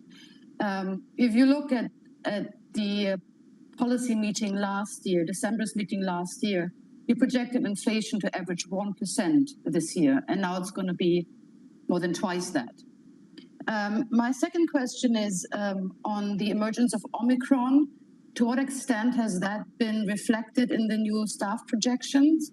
And how do you expect the emergence of the new variant to impact inflation? Thank you very much. Well, thank you very much for your question. You actually identified one factor, which is uncertainty. And we certainly spent a large amount of our time during the Governing Council meeting addressing the issue of uncertainty in the face of what I have described for you as a strong recovery. So you have on the one hand a strong recovery with unemployment going as ever down as we have seen, 7.3% at the moment. Our projection for unemployment is 6.6% at the end of 24, number that we have never had. We also have inflation that is moving towards our target. But on the other hand, we have the uncertainty of Omicron, as you just indicated, and it's not just Omicron, it's also the fourth or the fifth wave of the pandemic that is affecting some of the European countries more than others, and some have taken measures. And we also, and Omicron is clearly in development and yet to be assessed in terms of economic impact as well as impact on inflation. I'll come back to that in a second. And we have an added uncertainty which has to do with the two items which have really fueled the increase in our inflation projection for 22 in particular, which is the price of energy and the constraint between a strong demand on the one hand and constrained supply, particularly in some sectors such as production of goods, notably automotive, which comes to mind naturally.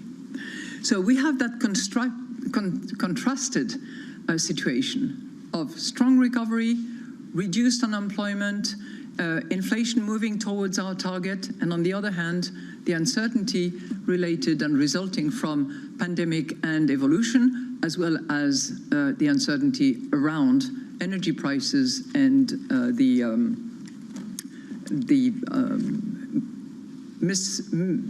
misadjustment between strong demand and constrained supply. So it's, in the face of all that we made decisions which are in line with what we had initially intended, which is to gradually reduce the amount of purchases that we are going to make in the next few quarters. And as a result of that, we have decided that we will discontinue PEP on due date, if I may say, at the end of March, as was initially considered. And we will reduce the pace of purchases in the next 3 months so that we have this gradual movement declining from where we are at the moment.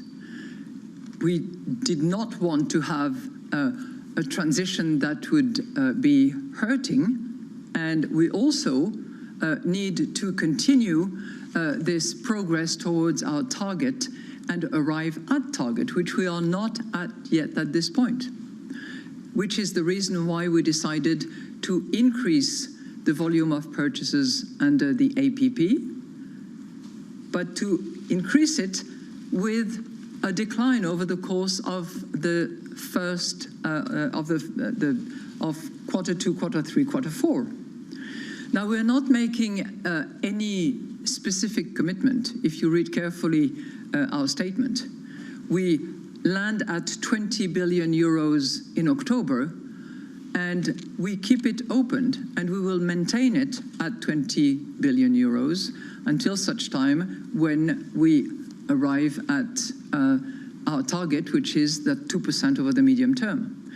Now, given the uncertainty, we also wanted to have as much flexibility and as much optionalities available. Hence the reason why, on the account of PEP, we've decided to extend the reinvestment period, at least by 1 year. And we've also, as I said in relation to PEP, we've also decided to keep it open-ended. We are driven by data, and we will be reviewing next March, next June, next September. As we receive updated projections, we will reassess. And as it says very clearly in the statement as well, we will adjust in either direction depending on the data that we receive. But suffice at this point to indicate that under the present circumstances, as I have said before, it is very unlikely that we will raise interest rates in the year 2022. That still stands. But we have to be very attentive to what data tells us, and we will do so at each and every monetary policy meeting, and even more so when we get regular projections that are either ECB only or ECB and all national central bank projections. Now, to come back to your question about the impact of Omicron, again, we are venturing in the realm of uncertainty, and it will have impact. But in the first place, we should acknowledge that our economies have become more resilient, stronger, and are more capable of adjusting wave after wave after wave and variant after variant.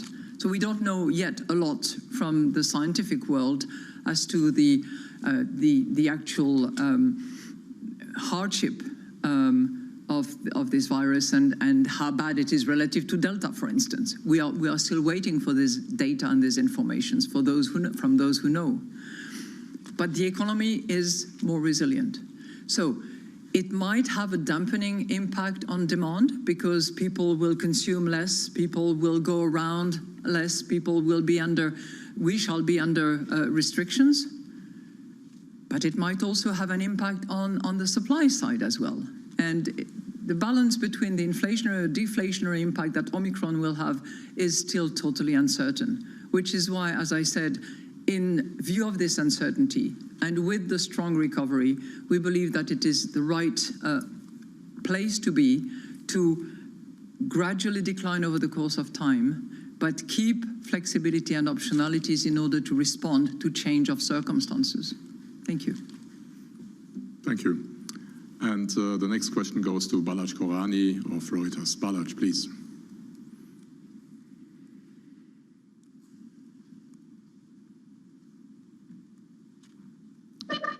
Sorry, I think I'm now unmuted. So first question, President Lagarde, is what alternatives did you discuss in the meeting today? Did you discuss an envelope? And what was how strong was the backing behind the eventual decision? The second question is about flexibility. Did you discuss transferring any of the flexibilities of PEP over to the APP? And if not, are you confident that APP under the volumes decided today can function with the current framework, especially the issuer limit and the capital key?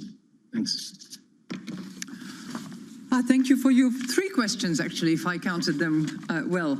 On your first one, you know, there is so much in the set of proposals that are comprised in this monetary policy statement that we have discussed extensively all these options, alternatives, and proposals that you have in front of you. We didn't have a lot by way of alternative 1, 2, 3, 4. I think that there was so much work put into preparing this meeting, both in terms of macroeconomic data, projections, confronting the central numbers with aggregating them with the national central banks, defining the policy, the monetary policy proposals, that we really debated what you have in this document. This was really the heart of the matter. The second question you ask is always because you are interested in the intricacy of how the decisions are made. We had a very, very large majority to support the overall package. So there were a few members who did not agree with one or the other elements of the package and therefore did not support it all. But I can tell you that it was a very, very broad majority that supported the whole package. Your third point deals with the flexibility. You know, I would like to, I'm sorry to do that because some of you will comment that sometimes I read, and occasionally I do. But I would like to read again for you one paragraph which is really important. And I know that there was some interrogations about this concept of flexibility. Let me just read it for you again. The pandemic has shown that under stressed conditions, flexibility in the design and conduct of asset purchases has helped to counter the impaired transmission of our monetary policy and made our efforts to achieve our goal more effective. So we look at what has happened and what we learn from that. Within our mandate, under stressed conditions, flexibility will remain an element of monetary policy whenever threats to monetary policy transmission jeopardize the attainment of price stability. I think if you read carefully that statement, from learning, actually from the success of the flexibility attributes that we gave to PEP, that was specific to pandemic and transitioning out of pandemic. From what we learn to the principle that we acknowledge under certain circumstances and to address particular matter, to use flexibility as an attribute of anything that we do, I think that's a very strong statement. And on that basis, clearly, the asset purchase program can stand on its feet very well. And it's a program that has played a key role, that continues to play a key role, and that there was no need to actually modify in any shape or form. Thank you. Thank you. And the next question goes to Michalis Psilos of the Greek daily Naftemporiki. Michalis, please.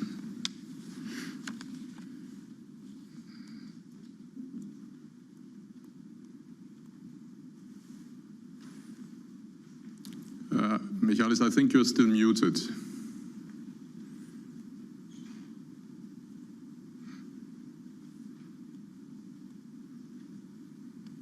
Perhaps while you sort this out, I go to the next question and come back to you. So the next question would be Axel Weber of Bloomberg, please. Axel, please. Weber? Alex, sorry. Alex Weber. From Weber. Thank you. President Lagarde, your inflation outlook for 2023 and 2024 is actually not that far away from your target, especially if you consider factors like the potential inclusion of owner-occupied housing further down the line. So how do you see the upside risks to the medium-term forecast, and how will you react if those risks materialize?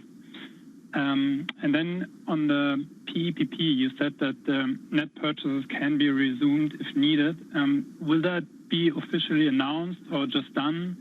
And will that buying be done within the frame or within the limits of the current envelope of 1.85 trillion euros? Thanks. Thank you, and I hope that our Greek colleague, I saw him actually on screen for a second, so maybe he will be revived on screen. So, in relation to our inflation projection for 2023 and 2024, which are at 1.8 respectively, a small 1.8 and a slightly higher 1.8 for 24. We are really making progress towards target. Are we at target, given that our target is 2% over the medium term? And looking at the three criteria of our forward guidance, not quite. Is there an upside risk? There is possibly an upside risk. But I think that staff, in putting their projections together, have in particular anticipated some impact on wages. We are, as you know, looking very, very carefully into wages, into negotiations to determine how much of a second round effect there would be on inflation. When we look backward, when we look at what's happening just now, we don't see much of that. And the numbers are not telling us that we are seeing a second round effect and that wage negotiations have delivered or are about to deliver numbers that would actually lead to second round effects. But in the projections that have been produced by staff, drawing on the NCB, the National Central Bank projections as well, there is quite a high level of wages that has been taken into account. So, yes, of course, there could be, stronger recovery. There could be stronger wages being delivered. This is really going to be a factor also of two things that we are uncertain about, as I have indicated. How will the price of energy evolve in the course of the next few quarters? Is it going to be as elevated and more elevated? There has to be a dynamic than what we have seen so far. It's probably going to stabilize, but there is a level of uncertainty about it, for certain. And the same goes for the adjustment between supply and demand. But it is probably to be expected that consumption patterns will resume in more normal ways, and that there will not be that sort of catch-up demand that we have observed. In the same vein, it is reasonable to think that supply will adjust. So on those two accounts, energy is probably projected to stabilize. Supply and demand will adjust, we believe, in the course of 22.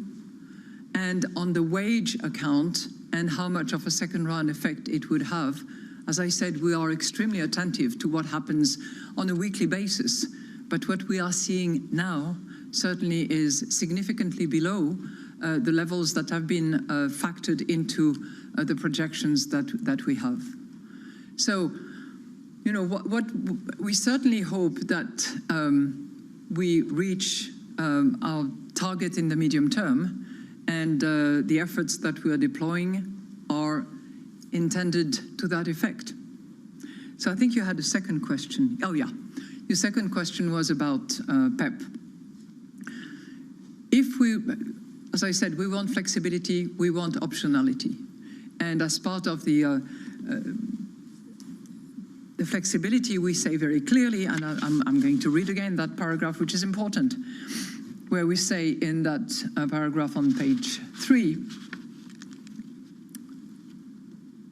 net purchases under the PEP could also be resumed, if necessary, to counter negative shocks related to the pandemic. Pretty straightforward. But as always, it is going to be a decision by the Governing Council. So it's not something that will happen randomly, by the way. It will require a decision by the Governing Council on the recommendation of the Executive Board. And we say net purchases. We don't say, a particular amount, or emptying the balance of the envelope that we would have at the end of March. So it's clearly at the determination of the Governing Council and depending on the circumstances. Thank you. Thank you. I would like to now give the floor back to Michalis of Nafta Progreki. Michalis, please. Thank you. Thank you so much. Dear President Lagarde, my question is about Greek bonds. When, of course, and if they attain investment grade, will the ECB start buying them under the APP, as it did, for example, with Cypriot bonds in 2018, and even at an increasing rate to regain lost ground? And, dear President, would that be even in a scenario where the net purchases under the PEP will have ended? Will the ECB have to catch up in a sense? Well, thank you very much for your question. I think the eligibility criteria for purchases of public sector bonds under the PSPP are very well known. And it is very well known that in the current state of things, we only purchase bonds with an investment grade rating. And while Greece has clearly made really very good progress under its program of reforms and changes over the course of time, as we see clearly at each and every surveillance mission that we conduct jointly with the Commission. Greece has improved its rating, but is not yet at eligible. Does not have the rating that makes it eligible to the PSPP under the APP. And it is for that reason that we have decided to have a specific reference to Greece and to the Hellenic Bank in particular, to make sure that this aspect is actually addressed. So I'm going to read again. It is really, it's an important paragraph actually. So when we state the general principle of reinvestment. So we say, in particular, in the event of renewed market fragmentation related to the pandemic, PEP reinvestments can be adjusted flexibly across time, asset classes, and jurisdictions at any time. And then we have this special sentence that relates to Greece. This could include purchasing bonds issued by the Hellenic Republic over and above rollovers of redemptions in order to avoid an interruption of purchases in that direction, which could impair the transmission of monetary policy to the Greek economy while it is still recovering from the fallout of the pandemic. So that's a really strong signal, and it's rarely the case that there is a country-specific clause to that effect, and that particular clause was very strongly supported in the Governing Council. Thank you. The next question goes to Martin Arnold of the Financial Times. Martin, please.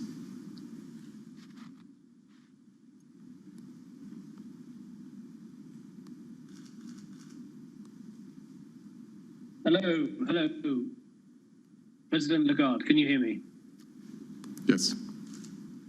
Fantastic. Can you just elucidate a bit further the conditions under which the PEP could be restarted?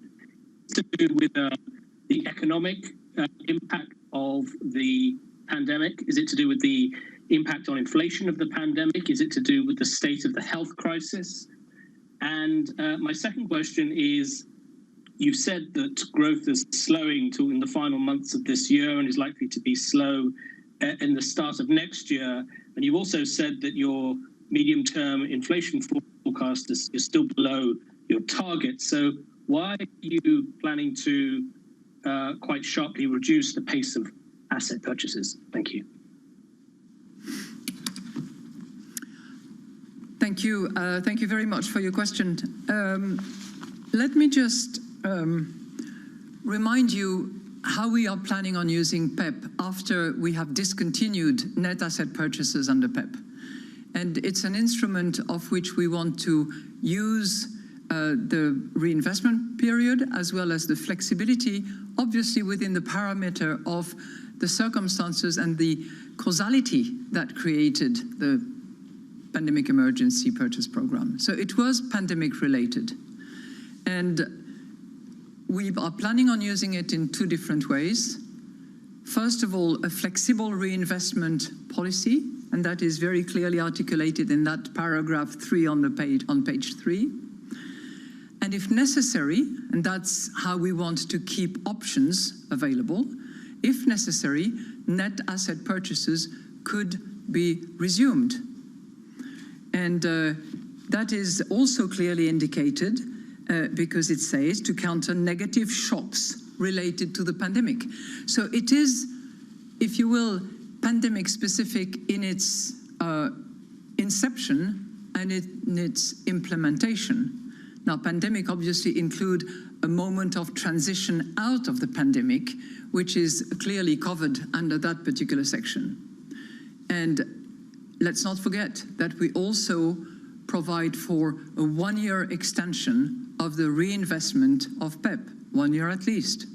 So you have 3 dimensions within which PEP is actually going to serve this flexibility that has helped us so much during the last 2 years.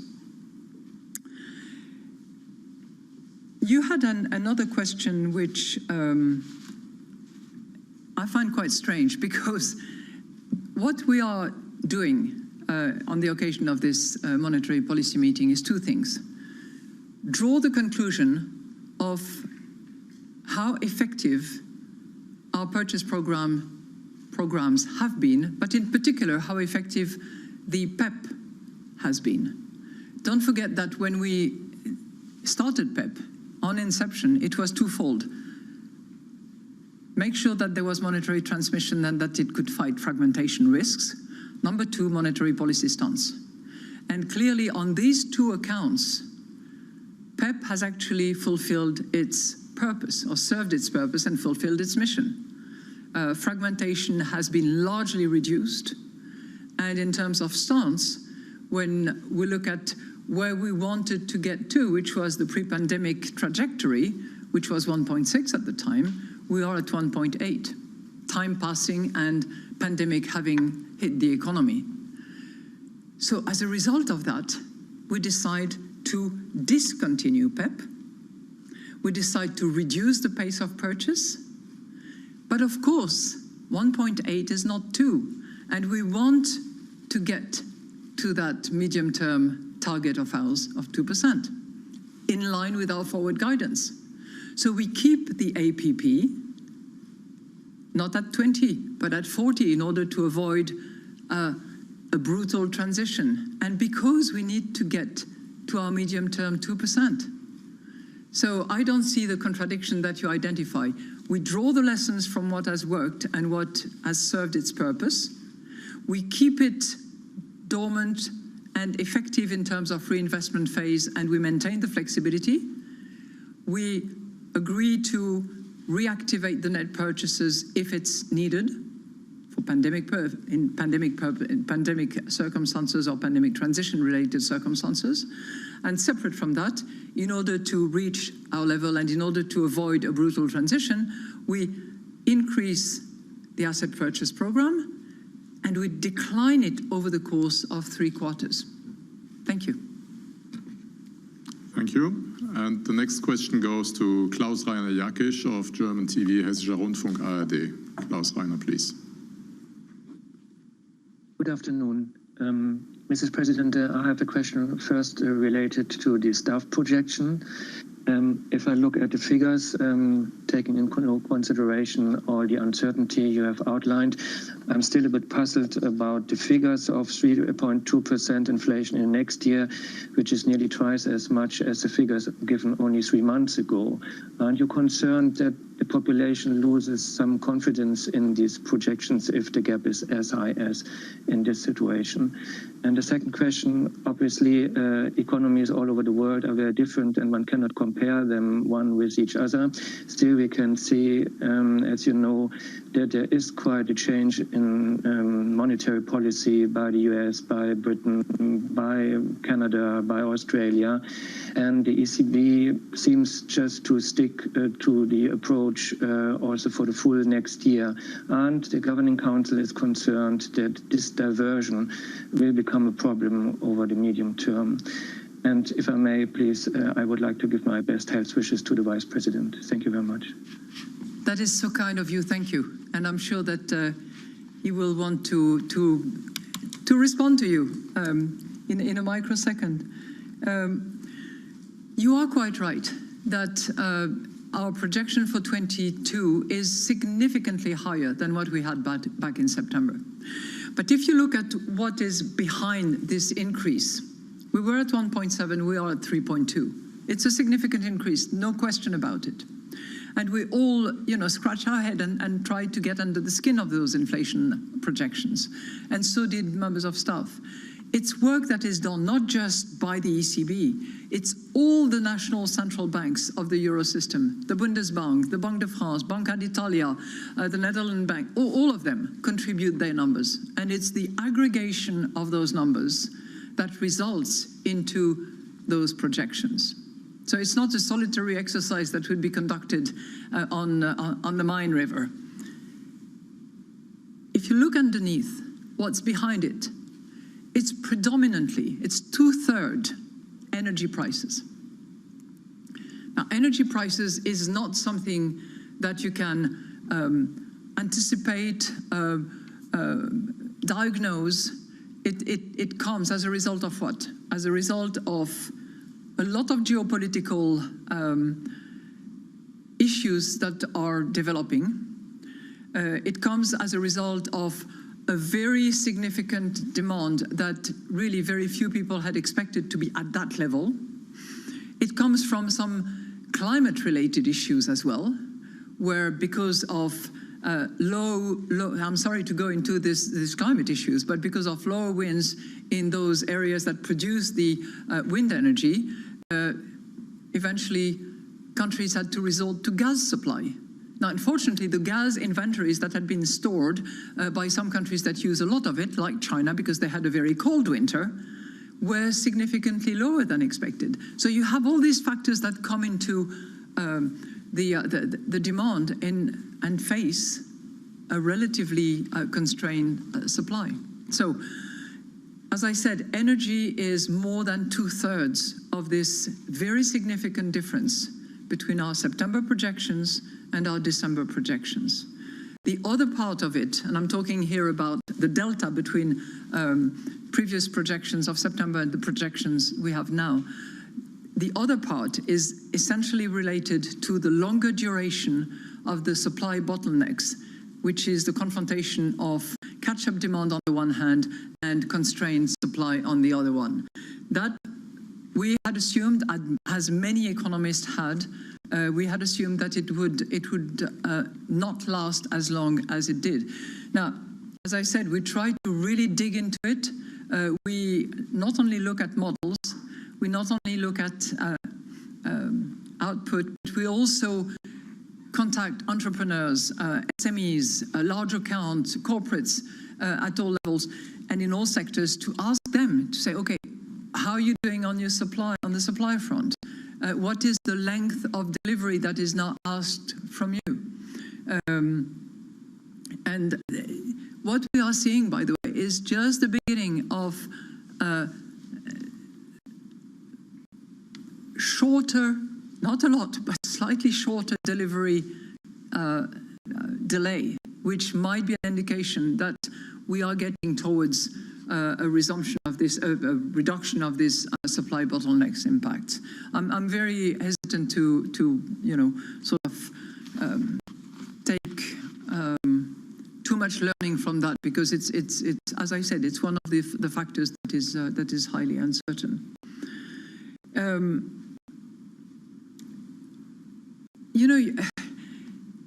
I think it's difficult to compare the United States and the euro area, for instance, or the UK with the euro area. Those three economies are at completely different state of the cycle. They started from different bases. They had different fiscal support in their respective countries. So I don't think that you can actually assume that because something is happening at the Fed, it is bound to happen at the ECB and in the Euro system. We are in different universe and environment. And while there are spillover effects between what they do, what we do, what we do, what they do, we are starting from a very, very different base. And I would add that in order to deploy our monetary policy effectively, we have a forward guidance that is pretty clear and that indicates when we have reached our target, under what criteria. Forward guidance is sufficient progress now, target well ahead of the end of the projection horizon and at the projection horizon, so you need the three. And we also have forward guidance when it comes to when we start rising interest rates, and that is clearly shortly before we finish purchasing assets. So that gives a clear indication of where we are positioning ourselves and what will trigger a move in that respect. But inflation is very hard on consumers. Is very hard on those who are purchasing and sometimes at much higher prices than what they were buying 3 months ago, because there is a trail between the commodity prices, the oil, the energy prices in general, and retail prices, and we have to respond, and we are responding at the moment in that gradual way, supporting though the journey that we make towards target. Now, my dear friend Luis, if you want to maybe add your good wishes, we need to hear your voice. It would be so nice. Thank you very much, President. Thank you very much for your wishes. What I have to say is that I feel well. My symptoms were very mild. I am improving, and I am experiencing in myself how important it is to be vaccinated in order to deal with this virus. So that's the only thing that I can say. And simultaneously, that I was able to join the meetings of this week that have been extremely interesting. Thank you very much. Thank you. And the last question today goes to Isabella Bufacchi of Il Sole 24 Ore. Isabella, please. Good afternoon, and thank you for the opportunity. President Lagarde, I have 2 questions, and the first one is on TLTRO 3. If you can give us an idea of how the discussion went, as it is an important instrument, but the big changes have come on PEP and APP, and it would be interesting to know if you, for example, discussed an extension or a TLTRO 4.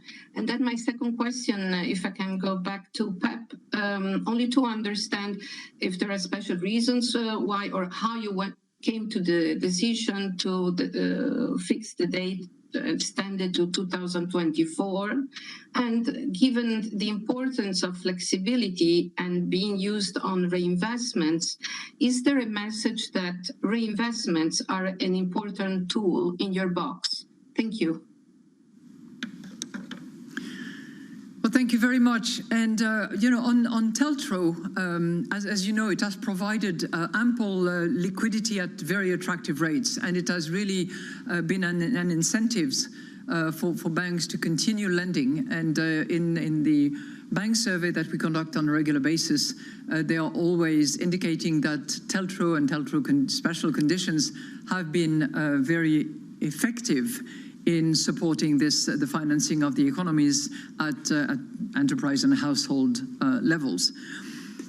Clearly, as planned, and given the financing conditions that are available, we currently expect that the special conditions applicable under TLTRO 3 will end in June 2022. And this is really based on the currently favorable assessment of banks' funding and liquidity conditions and the smooth banks-based transmission of our monetary policy. Now, this does not mean that the support transmitted through the TLTRO 3 will end, because banks are going to continue to benefit from the attractive TLTRO 3 conditions. The first operation, if you remember, will only mature in September of 22. and the final one will mature in December 24.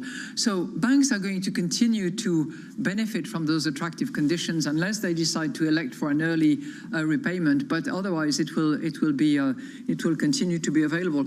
And we will remain very attentive and we will monitor very carefully those favorable financing conditions going forward in order to make sure that our monetary policy is transmitted properly throughout the banking system. On the, you had another one that had to do with... PEP reinvestment in 2024. Oh, yeah. Well, if you look at this section concerning PEP, we say extend the reinvestment by at least 1 year until 24. And this has been considered as appropriate under current circumstances in order to gain flexibility and in order to attain our 2% target over the medium term. So this is, as I said, at least until 2024. We don't see a need to provide for something longer at this point in time. But as I said, flexibility, optionalities are on the table because we need to be attentive to the situation that is plagued with uncertainty, but that is a strong recovery with those good numbers that we are seeing on growth, that we're seeing on employment, and that we are seeing by the account of our targets on the inflation front. With that, I would like to wish all of you a happy holiday, Merry Christmas for those who celebrate Christmas, and we look forward to seeing you again in the new year. And in the meantime, as is often said, but I mean it, given the proximity of what COVID can do, stay safe, be attentive to your loved ones, and make sure that you stay away from this nasty COVID and various variants. Thank you. We've been listening to Christine Lagarde, ECB president, give a press conference after a decision not to raise rates, to keep rates where they were. They are going to be doubling the pace of their pandemic-era purchases, and then they will follow that with tapering, with the plan to phase it out in March, with the possibility to reinstate it should it be necessary. We will get into some of the important calls from New York City for viewers worldwide. I'm Lisa Abramowitz in for Jonathan Ferro. The U.S. markets just opened, and what's fascinating to me is that despite the hawkish tone that we saw from the Federal Reserve yesterday, despite the fact that we got a surprise Bank of England rate hike today, it is still very much risk on. S&P at record highs. You're seeing a similar kind of activity overseas, with even the FTSE turning upward about 1.4%, and stocks broadly in Europe doing well. Again, this really highlights the strange aspects of this week, that we got what we thought we would get: hawkish tone out of the Federal Reserve, a more dovish tone from the ECB. Markets are shrugging it off, and frankly, the divergence between the two seems to be absolutely counted out, with the euro gaining today. ECB President Christine Lagarde was weighing in on the path of rate hikes going forward, and here's what she had to say. Under the present circumstances, as I have said before, it is very unlikely that we will raise interest rates in the year 2022. That still stands. Joining us now is Bloomberg's Guy Johnson. Guy, what did you make of both her very dovish rhetoric, and yet you saw bonds kind of sell off, and it seemed as though we had the opposite reaction in markets? I'm not sure it was that dovish, actually, relative to expectations, Lisa. I think it was probably at the margin slightly more hawkish, and there's a bunch of reasons for that. The first one is the pickup in the inflation target from the staff projections next year, up to 3.2. That's a really big jump forward, and she did highlight the fact that there could be an upside risk to that number. So that's number one. The second one is that as we transition from PEP to APP, the APP number is not as high as some people had anticipated. We go from 20 to 40, then we'll kind of scale it down 40, 30, 20, and then wrap it up before rate hikes come in. But some were anticipating that that number, that initial number, could be as high as 50. So the 40 is a little bit lower than that. You take a look at the opening statement. Transitory was removed from that statement. Maybe the ECB, like the Fed, has retired that number. She pushed back on the idea that there was going to be any rate hikes next year. I just checked. Market pricing is still 8 basis points for a hike next year. Now, we have to get to around 10, I think, for the market to be able to say convincingly we are pricing in a rate hike for next year. But the market is still skeptical about what is happening at the ECB, and that certainly is represented in pricing. Economists don't see a rate hike coming till 2023, but the market can't make up its mind right now, Lisa. So I think on balance, at the margin, slightly more hawkish than anticipated. Guy, thank you so much for that. Joining us now to parse through all of this Fed, ECB, and Bank of England speak is Alessio De Longus of Invesco Investment Solutions and Flowbank's SD Dweck. I am curious, Alessio, from your perspective, whether we got any surprises that sort of edify what we're seeing in markets. Risk on yields a little bit higher in the Euro region, and in the U.S., complete stability in bonds. We are getting a very interesting confirmation of an alternative narrative that was in place, and I think is the right narrative.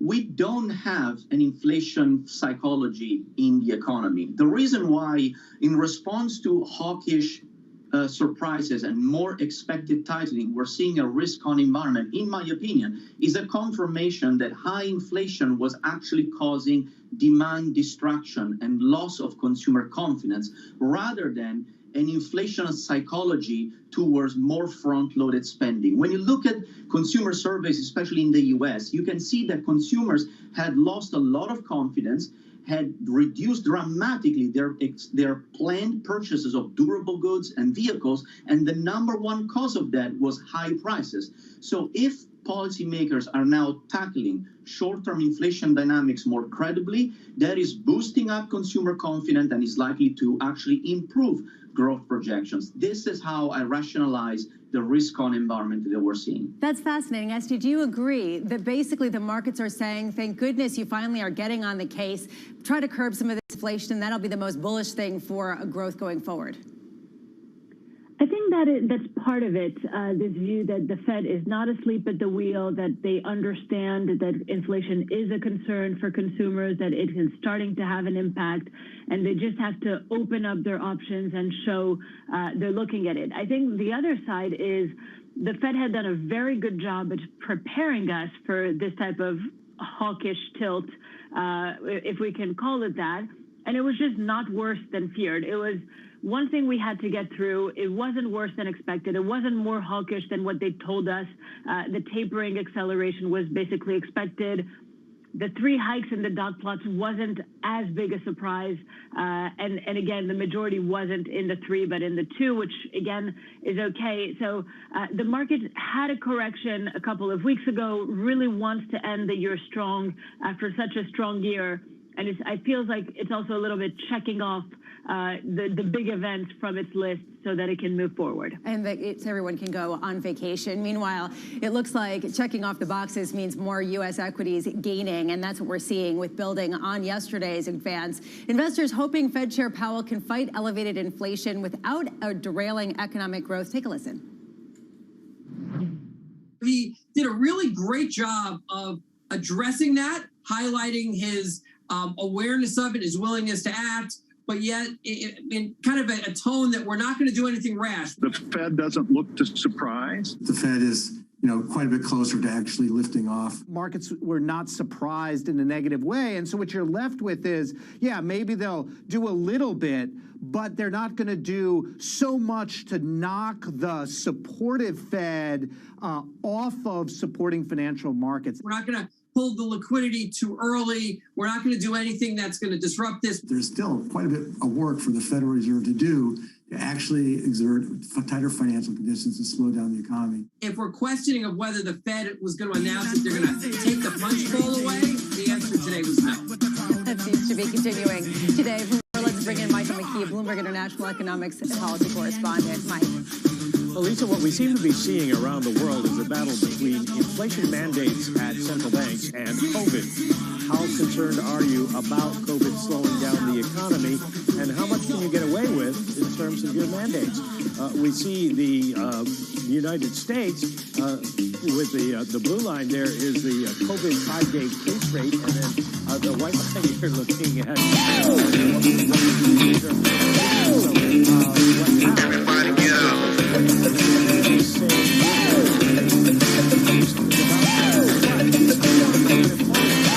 So we're going to tell you we're going to do something, but we're not going to do something for a couple of months. And that's different from what we're seeing from other central banks around the world. The ECB inflation's a problem there, but they have a real problem with COVID all over Europe. So they're going to try to wait through 2022. Taiwan is raising rates. They've done a good job of controlling the disease. We're also seeing the Norges Bank raise rates. They also have less of a problem. Mexico expected to announce another rate increase because they have a big problem with inflation. And the Bank of England, of course, today raises rates because they have a big problem with inflation. They also have a big problem with COVID, but the bank says our mandate is inflation, so we have to deal with that. We can't deal with the COVID side. Michael McKee, thank you so much. Alessio De Longis of Invesco ST2X still with us. Alessio, you were talking about how the market is satisfied with the idea that the Fed has its hands on the wheel and is doing something about inflation. And yet I'm struck by the easy money policies, at least as inferred by the market. Yields went lower, stocks went higher. If anything, monetary conditions, financial conditions loosened. Does this make it more difficult, to Bill Dudley's point, for the Federal Reserve to communicate its message, since this will not do anything to curb inflation if everything remains just easier and easier? Well, the issue there, it's a very good point, because the issue there is really understanding what is driving that inflation higher. And that is still a difficult debate. We're not talking about cyclical forces, we're talking about the long term. I think one concern that we have is when you look at credit growth in the US or in the Eurozone is still very weak. Annual rates of growth in the corporate sector are really in the low single-digit rates. So as the economy in 2022 and 2023 starts moving from a fiscal push to a transition into private demand, credit growth is really where we have that look into the future to understand whether we run the risk of higher inflation or not. In my opinion, once the cyclical forces are out of the way, that low credit growth number and the flattening of the yield curve, remember, we are, in terms of flattening of the yield curve, we are at the levels where we were in Q4 of 2019, just before COVID. So it's almost arguing that we are well on our way to renormalize out of the pandemic and to return to the low growth, low inflation world that we have had post-GFC. Let's get a sense of what we're seeing from Esty. Esty, your sense of whether the market is perhaps underestimating inflation, or whether people are just convinced that the Fed has its handle on it, even if conditions, financial conditions, remain ultra loose. So in the last few weeks, we've seen a little bit of a tightening, and now the market's saying, inflation is transitory. We dropped the word, but it does look like, and the Fed still believes it's transitory, even if it hasn't used the word. I think President Lagarde was saying a lot of the same thing with or without the word as well. I think some of this is also confidence in the central banks to say they are dealing with it. They're not going to be overly aggressive and kill off this recovery. There are challenges from the different variants, that COVID isn't quite going away. And so they're not going to basically forget growth entirely. So the view that if growth can continue, earnings can continue, then from a market perspective, the fundamentals are okay. And inflation at some point is, in a way, it appears at the moment, almost its own worst enemy, that prices got high enough that it starts to cool off demand, that demand is going to move from goods to services, that credit can be taken over by banks instead of the central bank. So this balance of inflation is likely to abate in the first half of the year. And at the same time, the credit situation, the liquidity situation is going to be supported not just by the Fed, but generally by the banking sector. So fascinating. Basically, markets are buying the transitory story, even as the Federal Reserve backs away from it. Coming up, the spread of the Omicron variant showing a few signs of slowing. In the U.S., we're only now at about 62% of total population vaccinated. That's not enough to hold this off. More on that conversation still ahead. Meanwhile, markets, you're seeing everything at record highs. Certainly the S&P climbing, even with the hawkish tilt that we heard from Fed Chair Jay Powell. This is Bloomberg.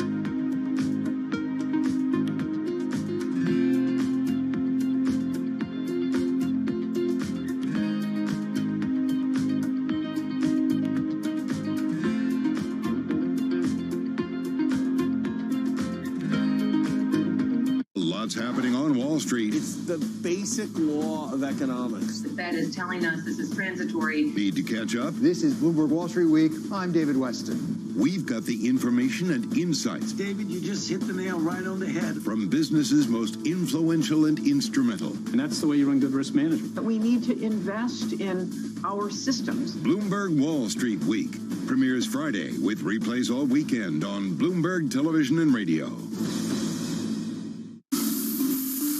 この短期間に一気に上がってしまったので。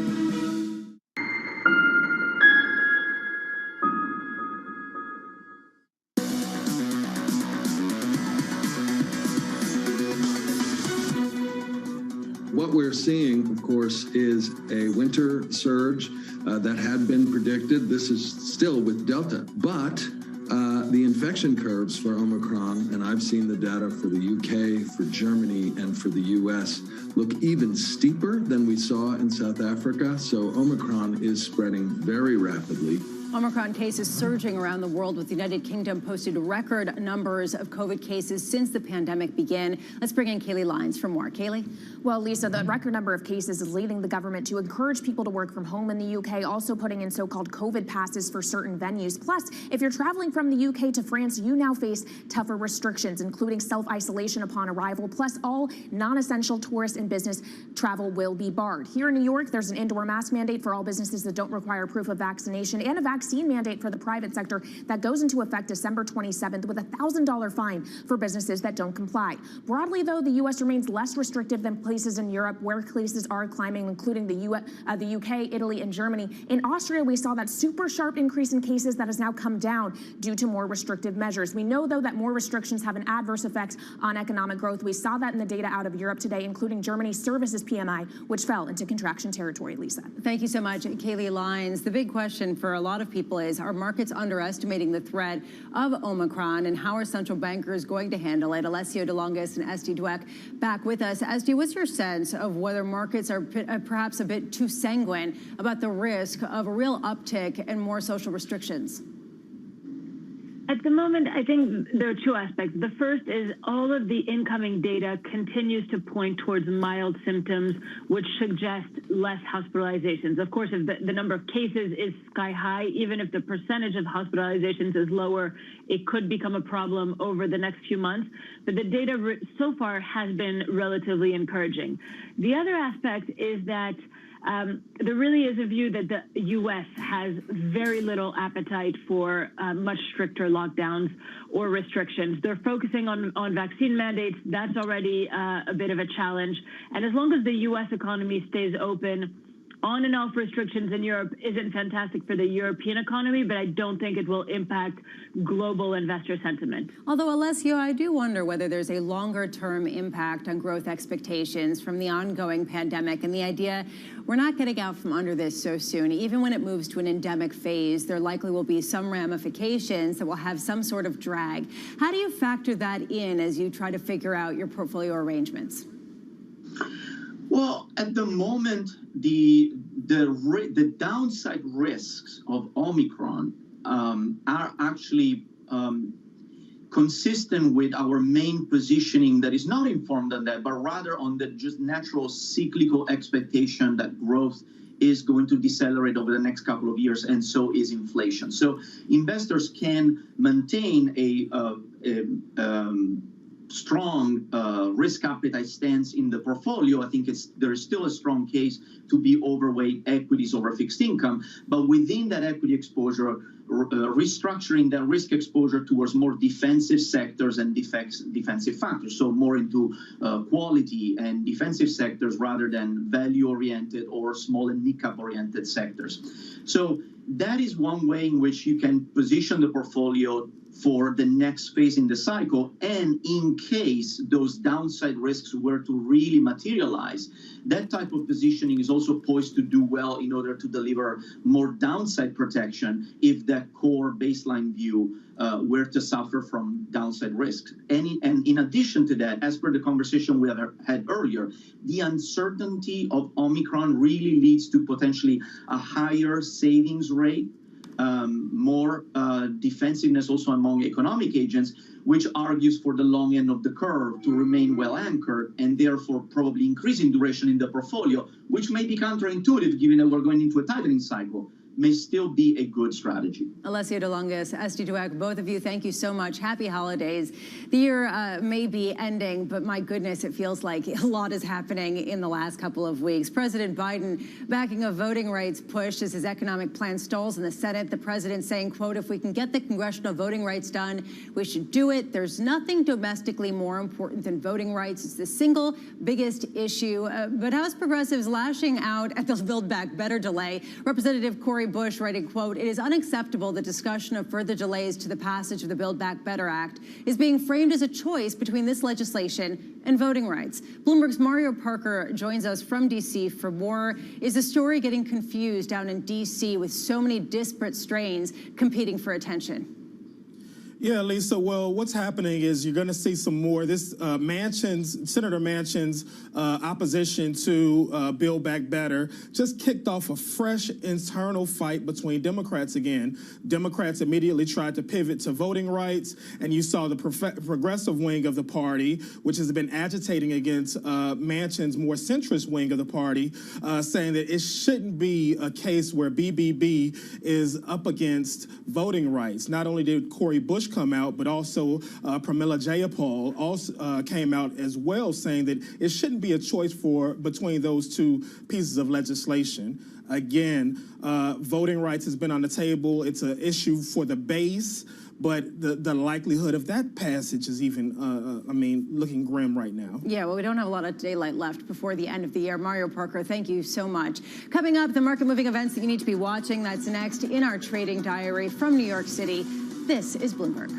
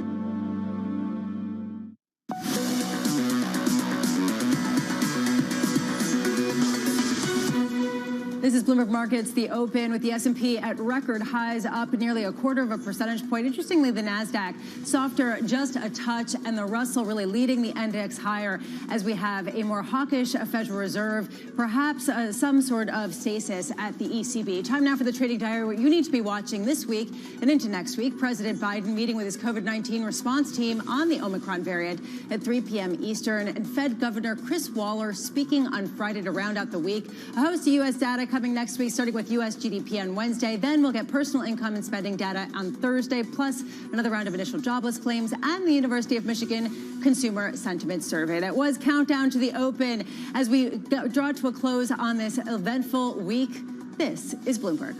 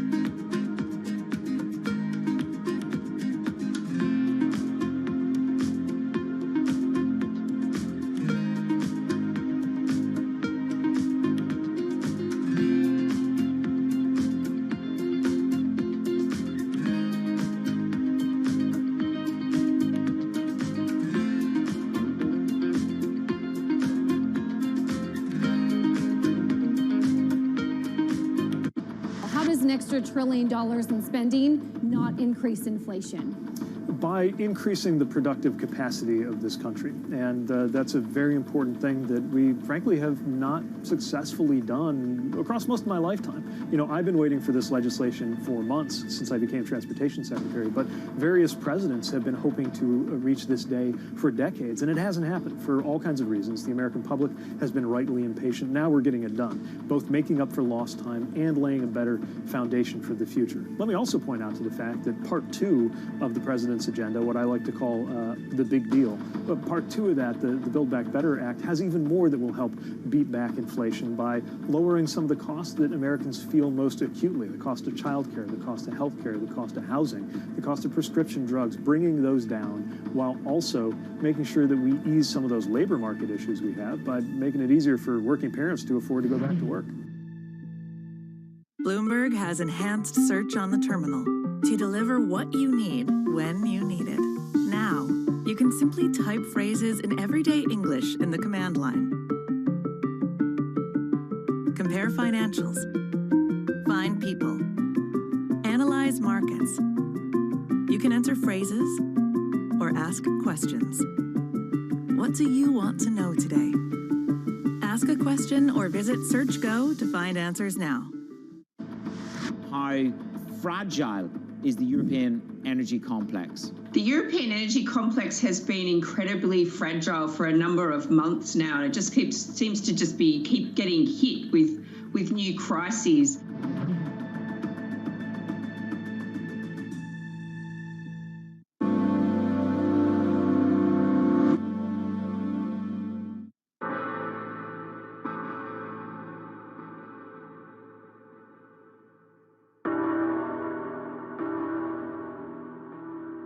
Months after Hurricane Maria, Puerto Rico is still in peril. Huge swaths of the island are still without power, running water, or access to medical care. Experts estimate that it will take years before these services are restored island-wide. Much of the blame has been placed on FEMA for a slow response in comparison to recent disasters on the mainland. But recovery from a disaster of this complexity and scale has proven more challenging than anyone anticipated. And filling the gaps between an overextended public sector and a suffering populace falls on the private citizens.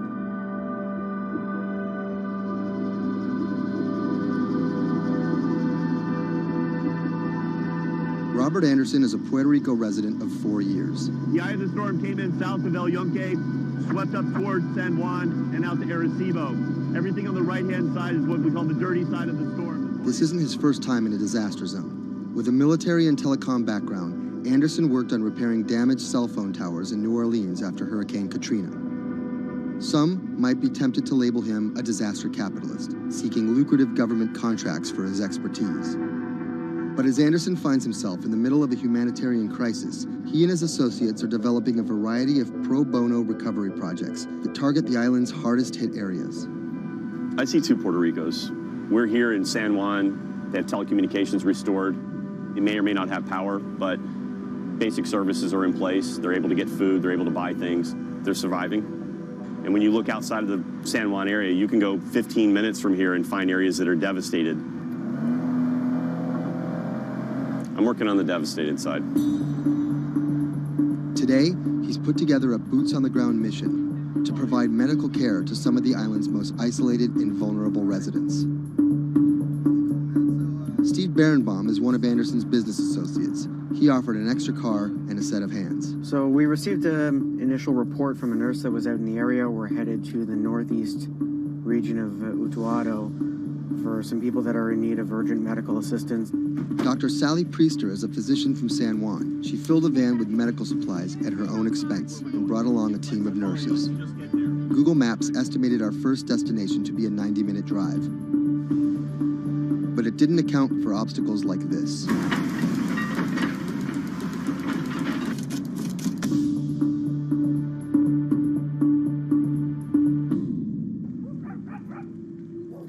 Our first stop was the home of an 82-year-old blind Vietnam veteran. His roof was blown off by the storm, and he's been living alone in a back shed for nearly 2 months. His cane actually got broken in the storm, so he's limited mobility. He has a number of medical ailments. Dr. Priester's having a look at him. We called the VA. They're going to get him set up with what he needs, get him stabilized so he can then be transported either to an evacuation center or off the island. It's when the chain gets broken, when those families that are connected to them leave the island or take off, these guys get left at the end of the road, and it's tough. FEMA was not officially part of Robert's team, and their arrival caught everyone by surprise. Their job here was to survey and report back to their superiors, and did not come with medical aid of any kind. People think that FEMA is there to hand out bottles of water. It's not what they do. FEMA has a role to play. They have a very specific role. They bring in ships, they bring in airplanes, they bring in tractor trailers with pallets of things. But they're a big machine, and there's gaps in that thing. And you're seeing one of the gaps here, and we help fill that role.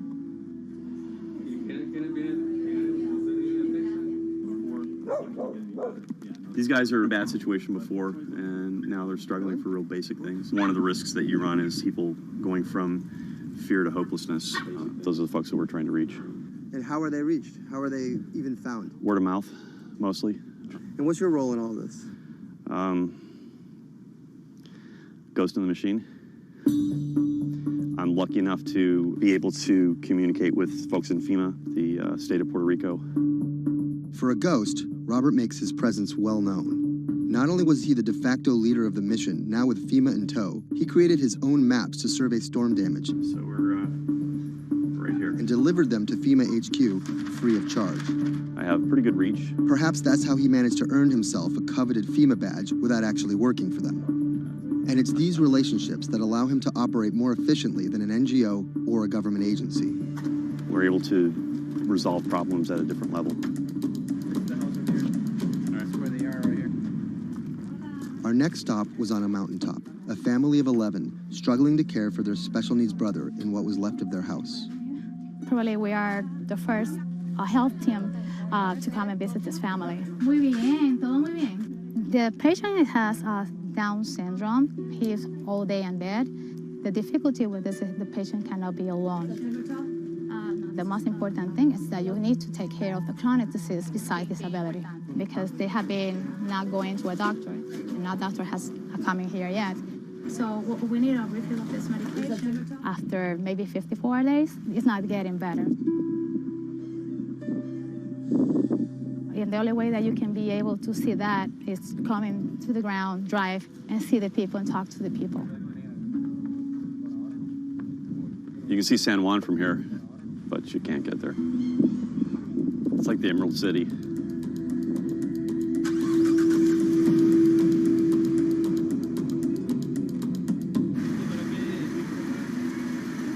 On this stop, we caught word that a man living alone at the edge of the jungle was in need of care.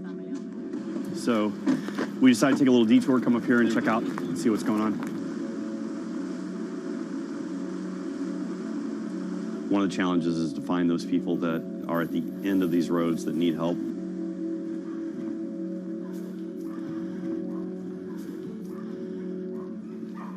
¿Pero por qué estás solo? ¿Por qué estás por acá tan solo? I'm asking about why he's alone right here. He said things of life happens. Yeah, I'm here by myself. So ¿dónde vive acá? En la parte de...